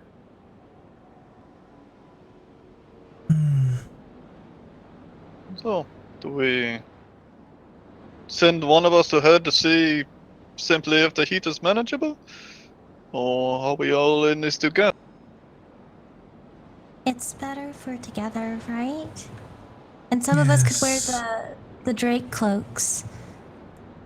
Yes, let me get one of the Drake cloaks, if you do not mind. We put them back in Luna's bag. No, Swithala's keeping hers. Get yours all over in your shoulder. As I'll get a Drake cloak from Luna, and then just sort of check the piece of gear that I've basically never taken off. My excellent climbing kit. To look over and just kind of unfold my my silky silk thing, reach in and find, oh yeah, there it is. Pull out the bag or the bundle of 50 feet of rope. Samantha just like sort of squats down to the ground and affixes 3 pitons into the ground up here and making an anchor point, and begins basically just setting up what she needs to sort of descend down to the lip of this cave, utilizing her climber's kit and 50 feet of hempen rope, trying to set up basically a rope ladder for other people to follow after. Okay. Doesn't take a whole lot of the rope, but it's enough to bring down to the edge of this thing. You sort of lower it. You find this thing well anchored, pretty well versed to the use of this climber's kit. And finally, as you see it sort of dip down, sort of pool and spool, I guess, rather at the bottom of this thing. Seems like it's pretty well fit. And yeah, as Tamar Khan quite easily climbs down with his I just natural jump climb off. speed. Woo! Jesus. It's only 15 feet. Just top down. Makes a quite easy way for the group to sort of hang on to something, especially for Luna with her one good hand. Able to take hold of the rope and sort of jimmy and sort of slide yourself down the lip and find some firm footing below. Although, yeah, it is a bit narrow. The walkway is meant for, well, what you saw Tamar Khan, just a handful of kobolds to walk down, maybe a drake, as it is about as narrow, if not more so, than the steps you took up the mountain. I'm trying to get a good lead on the party as they slowly make their way down the rock wall, as I'm just trying to get myself right up to the edge of this cave and looking in. That's it. Is it getting worse since the last time I was here? Or is it just like sweat beaten? Like it feels like it's 110 degrees out here. Sure. Are Or is you it wearing worse? a cloak? I am not. Okay. As you first step into the volcano, you feel that immediately rush of air hit you. Oh, this is hot. It's like you're standing near a fire. And you start to run your way down, getting closer and closer. You can feel your hair standing up on your face. You can feel having to run down. Maybe it's just the exertion, a bit of sweat starting to coat you. But, well, could be that it's night. Being a bit closer to the surface is a bit more manageable. But right now, yeah, it's... you think... Oh, like, this is somewhat manageable. Like, it's about as bad as last time, but you think... I mean, if you just weather it out, you can still breathe. Air's heavy, air's hot, but you can breathe it. Yeah, I sort of just hold my hand over the hole and just feel this warm air rising around me. Trying to actually look back in some past teachings of how the wind can be an ally, and just because it's filled with heat doesn't mean it's particularly hostile. But just waiting for the group to come back. Or come on now. Okay, so Yeah, who's that's not wearing a Drake cloak? You got I Samantha, you got am. Sotelo, Persephone, you got one more. Who got it? Assuming Luna. Did Luna decide? Okay. All the ladies Hey. wearing the cloaks. Who got it? Yeah, sure, I'll wear Yeah. it. Okay. All right. As everyone was kind of coming down my makeshift rope ladder, Samantha, seeming kind of weirdly, was just sort of watching each person, making sure that they made it down onto the cliff lip, like safely, as opposed to just assuming that they would, looking after them, especially when Luna, with only one arm, had to sort of descend. Samantha just sort of readied herself Oh, to God. potentially have to catch her if she slipped or fell or something like that. Why? Why would you do that? Spell. No. I'm turning that feature off. Why is it so slow? I don't know. That's weird. Because he's 'Cause being he did careful. He Yeah, did be each individual. careful! He did each individual point, so Oh it's gonna my take him God. through each one. Okay. Swift being the last one to come down. And each of you, the moment you enter the mouth of this volcano, you can feel the heat sort of brush against you. Your hair becomes dry and sort of frizzed. You feel your skin starting to tighten up a little bit before it becomes wet with a bit of sweat. But those who are wearing your dragon cloaks, or Drake cloaks rather, still drowning. The moment the air hits you, there is a bit of reprieve. It seems like just like you felt before when that tan hide helped press against the stone and didn't singe your skin, Sotelo. Same way, this hot air you felt before when you looked down to this cave with Tamar Khan hits you, hits the cloak, and seems to help just avert it ever so slightly. It's still uncomfortable. You still think you'd spend some time here, maybe a couple of hours, you'd start to feel something. You start to feel maybe like a bit of the wear and tear, some of the exhaustion, but for now, no. Just as it is, you feel like you're a bit more bolstered with this cloak on than if you didn't have it. As goes to Samantha cloaks and work. Persephone and Luna. And I guess Quill. Quill has it. So you catch up to Tamar Khan at the cave. Mm-hmm. Tamar Khan, you could see, after a bit of time, maybe taking a bit more time than you, having dashed down quite quickly on fleet of foot, your allies begin to line up and make their way towards this opening, which you can all see now. Yeah, it looks like this winding path would keep going down and down, closer and closer, further and further into the mountain, but finally you see it almost breaks off as if this bridge had been destroyed. But where it cuts off, you can see there's just a like a hole in the mountain, sort of similar to the one you guys were in, although much shorter. The opening's only about like maybe 7, almost 8 feet tall. It's about just wide enough that you think maybe Quildar can sort of shuffle his shoulders past. Definitely not a hole made for creatures of your size, but open enough so that apparently you could go through it. And we're like 50 feet down from the actual opening? 50 feet down from the actual mouth of the volcano. Perhaps maybe from here, Persephone. Starting from this opening and going around in a circle might be far enough down to maybe cause it to close up if it collapsed. Okay. Samantha's still considering that. And once it's closed, how do we get out? If I'm collapsing the whole thing behind us. Oh, I was thinking of taking one of the smaller tunnels and widening it and going that way. Are we going? I feel my hair burning. All right. In we Just go a then. short bit of conversation as we're walking. As you walk finally, this time Tamarcon stepping past the doorway you hadn't gone through before, you feel your feet sort of touch the ground, and maybe I think you're barefoot, I'm assuming.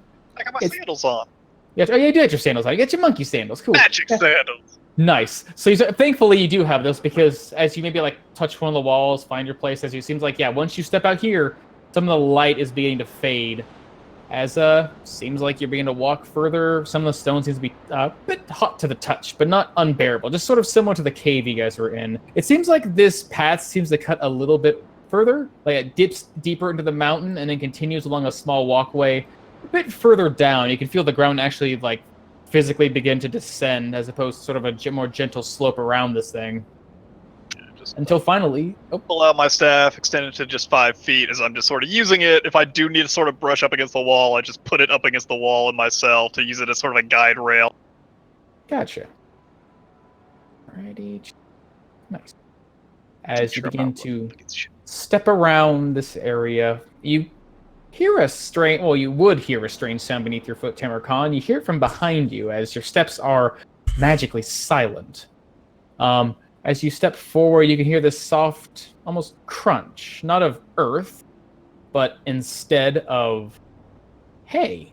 As you look down, you can see some of the actual stonework itself has been sort of like almost bedded with like tufts of now dry, almost completely desiccated looking like straw and grass. That almost, the same way that I guess your feet seem to be protected by your sort of straw and grass sandals, might offer some reprieve for the feet of others. As you guys eventually come down towards this tunnel, dipping down back up, maybe north where you're facing, before the air becomes dank and musty. Almost smells like you're in a pit or a pen of some sorts, and you can see more of this hay sort of scattered before you. And within, maybe about, once you make past this curve, about, say, like 50 or so feet ahead, the path seems to widen greatly, going from like 5 to almost 10 feet wide to like now going like a firm 15 to even wider and wider. The path opens, and from within you can hear the soft and gentle echoing and crackling of life inside. As it seems like you finally stepped into the nest. I think we have found it, my friends. Do not see anything, but I hear movement up ahead. Are you able to go much further? Is the heat bearable? I am sweating quite badly, but I am not burning yet, and there is straw here that has not burst into flames, so I suppose I will not hide. I'll let you know if I start getting light of it. I assume we came from that direction and are heading in this way. Okay. If it's alright with you, I just wanted to make a very tiny retcon and just record like 1 minute of us descending down the first time away. I forgot I had my cool AV camera. Hey, coming at you live. It's me, your girl Samantha. Coming at you live from smash Mount that subscribe button. Alright, yeah. You can record up to a minute, spending one of the charges. Literally just grab it out of your hand, just throw it in the volcano. Fuck you doing? See if I can. What? There's 2 of me. I don't know why there's 2 here. Oh god, no, there's no way. Now there's none of you. Alright, yeah, sorry Mel, we didn't want to tell you like this, but... I gotcha. Everybody hold still. Hold still! Gotta put Persephone back on. You gotta put the druid back. Okay, and boom. There we are. Okay. He's back. This is. Give me your guidance. So I'm going to put my hand on my chest as little thing. What clothes do I wear? I guess in my belt again. I rub this long cylindrical thing in my pants, and I ask for the guidance of Ressus. No, don't acknowledge it. Don't acknowledge it. As Cylindrical. Yep. As I ask for a little guidance as I make my way forward, as I hear the guiding words, old lessons in the back of my mind. I'm gonna see if I can see anything up ahead. Yes. I'm going to cast Armor of Agathis, just for the record. Persephone's going to try to listen closely to her surroundings because Tamarcon said he felt elemental presence here, and so she is taking advice from a new teacher of hers, sort of, and is just listening to the nature around her to see if it says anything. Okay. Give me a perception check.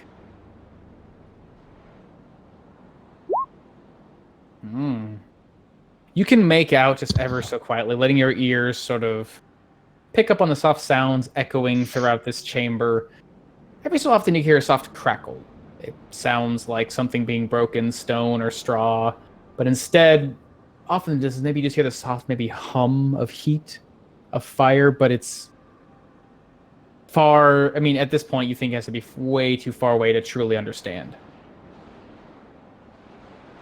But it is there. Something. Around the corner. As they drop here, careful as I'm gonna just ever so slightly hop down off this thing, hopping over this pile of bones and gently just landing down below. Alright, give me a stealth check. Be careful. Stealthy I think check, they're, boy. See, we're There might be jumping. elementals up ahead. Ooh, 26. As you very, very carefully land on some now softer earth, although it still sort of radiates heat, you can see the ground beneath you. Almost, it's not mud, but almost clay-like. As Do I see? oh, I'm holding my hand up to the group. As soon as I land, I start to see creatures. Or no? as you hit the ground, you can see. Oh like, no, I lost earth. sound. Uh Hang on. Everything oh. went quiet. Bye. What happened? Okay. No, my headset likes to do this thing where it just turns off and doesn't tell me. Gotcha. Okay. But yeah, Tamarkan, you land on the ground. You can immediately feel like the ground becomes a bit softer than the stone you were on. You look down and you sort of pull your hand back from your gentle landing. You can see, although dried, you can see the earth sort of sticking to your hand, bits of dirt, and even some, although hard to discern with your now black and white vision in this dark place, bits of what now look and smell to be copper, which, or I guess almost like iron. Dark and dirty. This is blood. As you look ahead, down from this lip, you can see nestled up against the stonework, one of these large, wolf-sized beasts covered in red scales, curled up and looks like it's asleep. It's just slow breathing, rising up its shoulders and lowering. Or hold up a hand at the group, and then just Oh. ever so quietly just dart across the area behind this pillar thing, up around the other side. And as you get there, Tamarkan, you can see there's more of these creatures, although not quite the same. It's hard to discern what color they are with the dark vision at hand, but they look smaller. About maybe the size of the kobolds themselves, a bit, although shorter and longer. You can see them, they have almost a similar appearance to the drakes themselves, but their spines, their webbing, their claws seem to be smaller and shorter, as they seem to be also nestled up sleeping, although a bit more, I guess the word would be more lackadaisical, relaxed. One of them seems to be more on its back than it seems to be on its side. As I scoot back around to the other side so the party can see me. Hold up 4 fingers.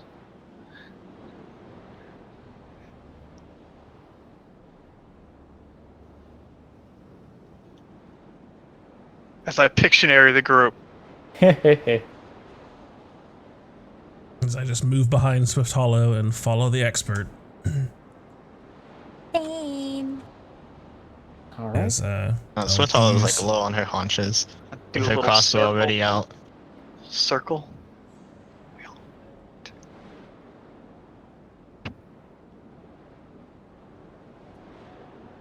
You save that So for me as Tuesday. Get out Melanie- of here. I can't read Alright, gestures Hollow. or read lips as Melanie, Swift so Hollow. I'm sorry. Yes, sir. You make it out just about here. You're about to step forward, and your eyes catch hold of something with your incredibly sharp vision. Your boot that's about to come down. You see, although incredibly thin, but still sharp to your eye, an almost incredibly thin filament, just lined across the actual pathway and sort of pulling down towards the stonework, and sort of now a bit hard to see, without being really close to it, but seems to lead off down here in this direction. This long string, almost, although it seems to be winding along the stonework, almost seems like it's taut. You Passive perception. barely avoided stepping out. Good old passive perception. As Swift Hollow sees the corner of 1, 2, 3, 4. Jules with all raise her hand.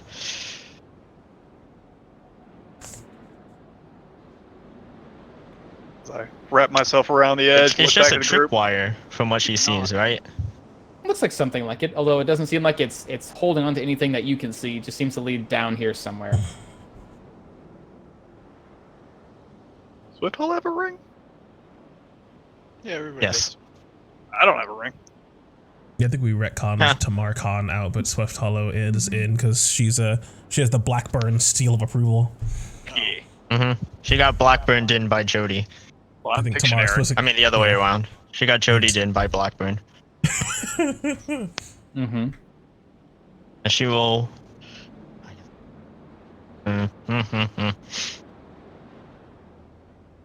It's trapped. The ledge. It just sort of reaches up and sends the message through her ring, unless you whispered that through the ring. Yeah, she'll whisper it to the wing. She will hop off. How much is that? How big of a jump is that? It's about 5 feet. You jump off, so It'll be forward, fine, give me a you're not- stealth check. As you're hopping down from one level to another, where there are some scattered bones here and there. Your eyes are pretty adept, but you have to try and find a way to land softly. Ooh, easy enough. 3-point stance. Landing like a feather. Expertise. Does it look like I can reasonably step over this tripwire he pointed out? Yeah, now that Sotala points it out to you. Yeah, you can see it. Just very gingerly step over it. As you Not step trying on to- the second tripwire. Yeah. As you step on the Sometimes- second Hey tripwire. man, it's D&D. Life's like that sometimes. Mm-hmm. Get into position. As she whispers into the ring, get into Step position. over it. Yeah, I'm gonna step over it too. Close into Wait, space. I no, was gonna go. Tamarkon! Sort of just like reach out. No, come back here, you. All right, Tamarkon, give me one more stealth check. As you are getting dangerously close. You can get so close, you can almost feel these things' breath as they let out a soft sigh. As with I know that trying to get close to these things, use a little bit of that guidance. Fortunately, Ooh, Tamarkon, you don't really need it, because these things, although they're sleeping and they're breathing quite deeply, Disadvantage. you are trying to be quiet. And fortunately for you, even though your foot may step on a small pebble or break in the stone, your steps are absolutely silent. That's right, I have advantage. What the fuck am I Yeah, doing? you have. Oh, yeah, you have. What am I doing? I don't need a guidance. Slippers. I don't use my guidance. I know I'm fucking silent. I don't need this fucking guidance. Yeah. Although at this, Only had advantage. He nat 20 twice in a row. although at this point, guidance is gone because it's probably Yeah. been a minute anyway. Oh, You got a man. 30. You got a 30 on your stealth check. Yeah. Just a up swift call. Oh yeah. So it managed to step forward, and now you are like impossibly close to this creature. As you can see, yeah. Now that you're close to them, more details. They seem to be just nestled up as if they were almost exhausted. It's like, I guess you never took these creatures being nocturnal, but they're definitely all finding their rest here. Although, why at the very entrance of this cave? Maybe they're guard dogs or something. Scoot up a little ways, make some room for the people coming in behind us so they can get some cover as I hold out my rod as it extends to the 10-foot length. As the end of the rod is almost directly over this thing's head as I just look back to Swift Hall and the rest of the group, just waiting for it. It's a big fucking club. And you see Samantha looking at you, Tamarkon, trying to get your attention. I'll do some Pictionary back at you, but as you see, Yeah, if her I look just- over my shoulder and look, you go, yeah, you just see her point at the one that you have your staff raised up over, and she just says, Yeah, obviously. The creature's already sleeping. It's fine. It's sleeping. I just So she's just turn shaking my her staff over the one over here, and it's like, is that? she just and points back at the one you were about to I strike. push my rod back over the big one. And she shakes her head up and down, yes, before she brings up her scepter, starting to conjure up a bit of magic herself. As Swift Hollow lets out her bolt. All Seeing all right. that happen. As I'm gonna need y'all to roll some initiative. Oh yeah. Hey. You're lucky that Roller. Swift Hollow's patient. Oh, 28. Jesus. Yeah, she's an assassin. Why wouldn't she be? The assassin has to go first, or else you don't even get advantage if they go before you. That's why I can only target certain enemies. Yeah. If I roll bad. Okay. As Swift Hollow, you enter the fray. These creatures are sleeping, and it seems like they are easy pickings. Sorry to Icon. Make sure the crit range is auto. Swift Hollow aiming down her crossbow, sending one crossbow bolt directly through this guard drake's head. So as to not damage its hide, just in case.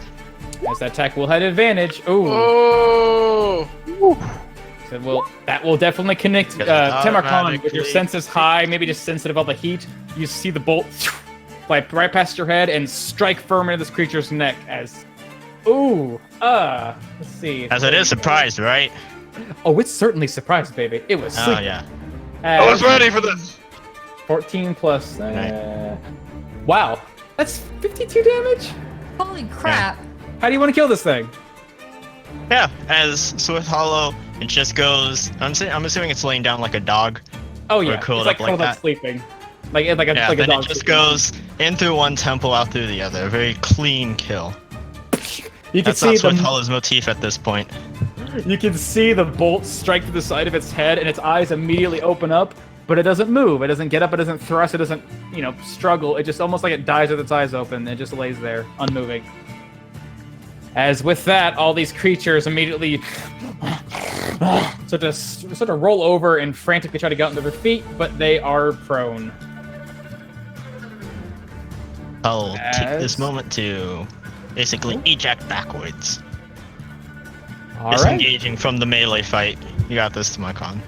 Running over, jumping over the bones, and grabbing onto the ledge, pulling yourself forward. As Quildor, you see this creature get immediately staked by a crossbow bolt to the side of its head as the others are starting to rouse. What do you do? I'm gonna run up with the spear. I'm gonna stab it. Is it still on the ground, like prone? Oh, it's prone. It's trying to get up on its feet. Yeah. I am going to stab at it. Ooh. As that will connect, you twist your spear and just stab down. How do you stab this thing? Just give me some description. Guess I'm just gonna take the spear as it'll just spin in my hand quick, as it'll just go straight down right to the top of its head. As it crashes down to its head, you hear the skull split beneath it as its mouth opens up. As you see, it almost goes completely through the skull. You pull the blade out, and it seems like blood is just pooling from its top of its scaly head, as it's still trying to pull itself up, but weakly, as it's still alive. Stab it again. Ooh, and stab it again you do, this time just clean through the skull, sticking to the ground, as it is dead. As I will use my last movement there, and I will go with my bonus action into little front line. All right. That'll be my turn. All right, Temarkon, these things are still prone, trying to get up. What do you do? See Quildor charging forth and sort of run into the big old pile of bones. I'm going to scoot around him as, like a ballerina, I am fucking tipping and toeing around every single one of these bones as I can, not trying to touch a single one as I round this corner and I lash out with my bow staff as crunch into this thing as the wind picks up the staff, and I hit it with one side and then the other side is just propelled into the one next to me. As use a little horde breaker as I crunch into both these guys. Nice. For this one first, why not? Ooh, as that will connect. Bashing into its body. You can see it tries to get up on its feet, and then the bar strikes it in the side and knocks it back down on its side again. Ah! Crunch into the right one for 22. Ooh, as that will also connect, smashing, and now that's pushing him further into the wall. As it tries to claw against you. D8s. I know, it's the worst feeling, isn't it? As I just trying to clear up the one closest to me, can like my allies probably have a better shot of ending the other one. I just try to bring back down and stab the staff into its throat, trying to break into its throat, trying to stop it from howling maybe, or whatever sounds these things might make. As I try to crunch into its neck. Fuck! Oh jeez. Oh my God. Oh. Yeah, twist. So attacking this guy still over here? guy right next to me. Just twisting and smashing the thing into its windpipe. It opens its mouth to yelp, and then seems to be heavily stifled as it's trying to writhe against you. As with the bonus action, I'm just going to rise my foot and just bring it down on top of its neck as well, just trying to end its strange gurgling sound.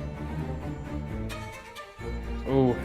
How do you want to kill this thing? I think you can't do less than 6 damage. As it's just a big drop kick, as I just raise my kick up, almost doing a split in the air, and just bring it down like a guillotine, as it just crunches it into the neck. My final strikes, I just start to take a few steps back. Let's see how far I can actually move. 15. I still got a decent amount. I am just trying to scoot my way.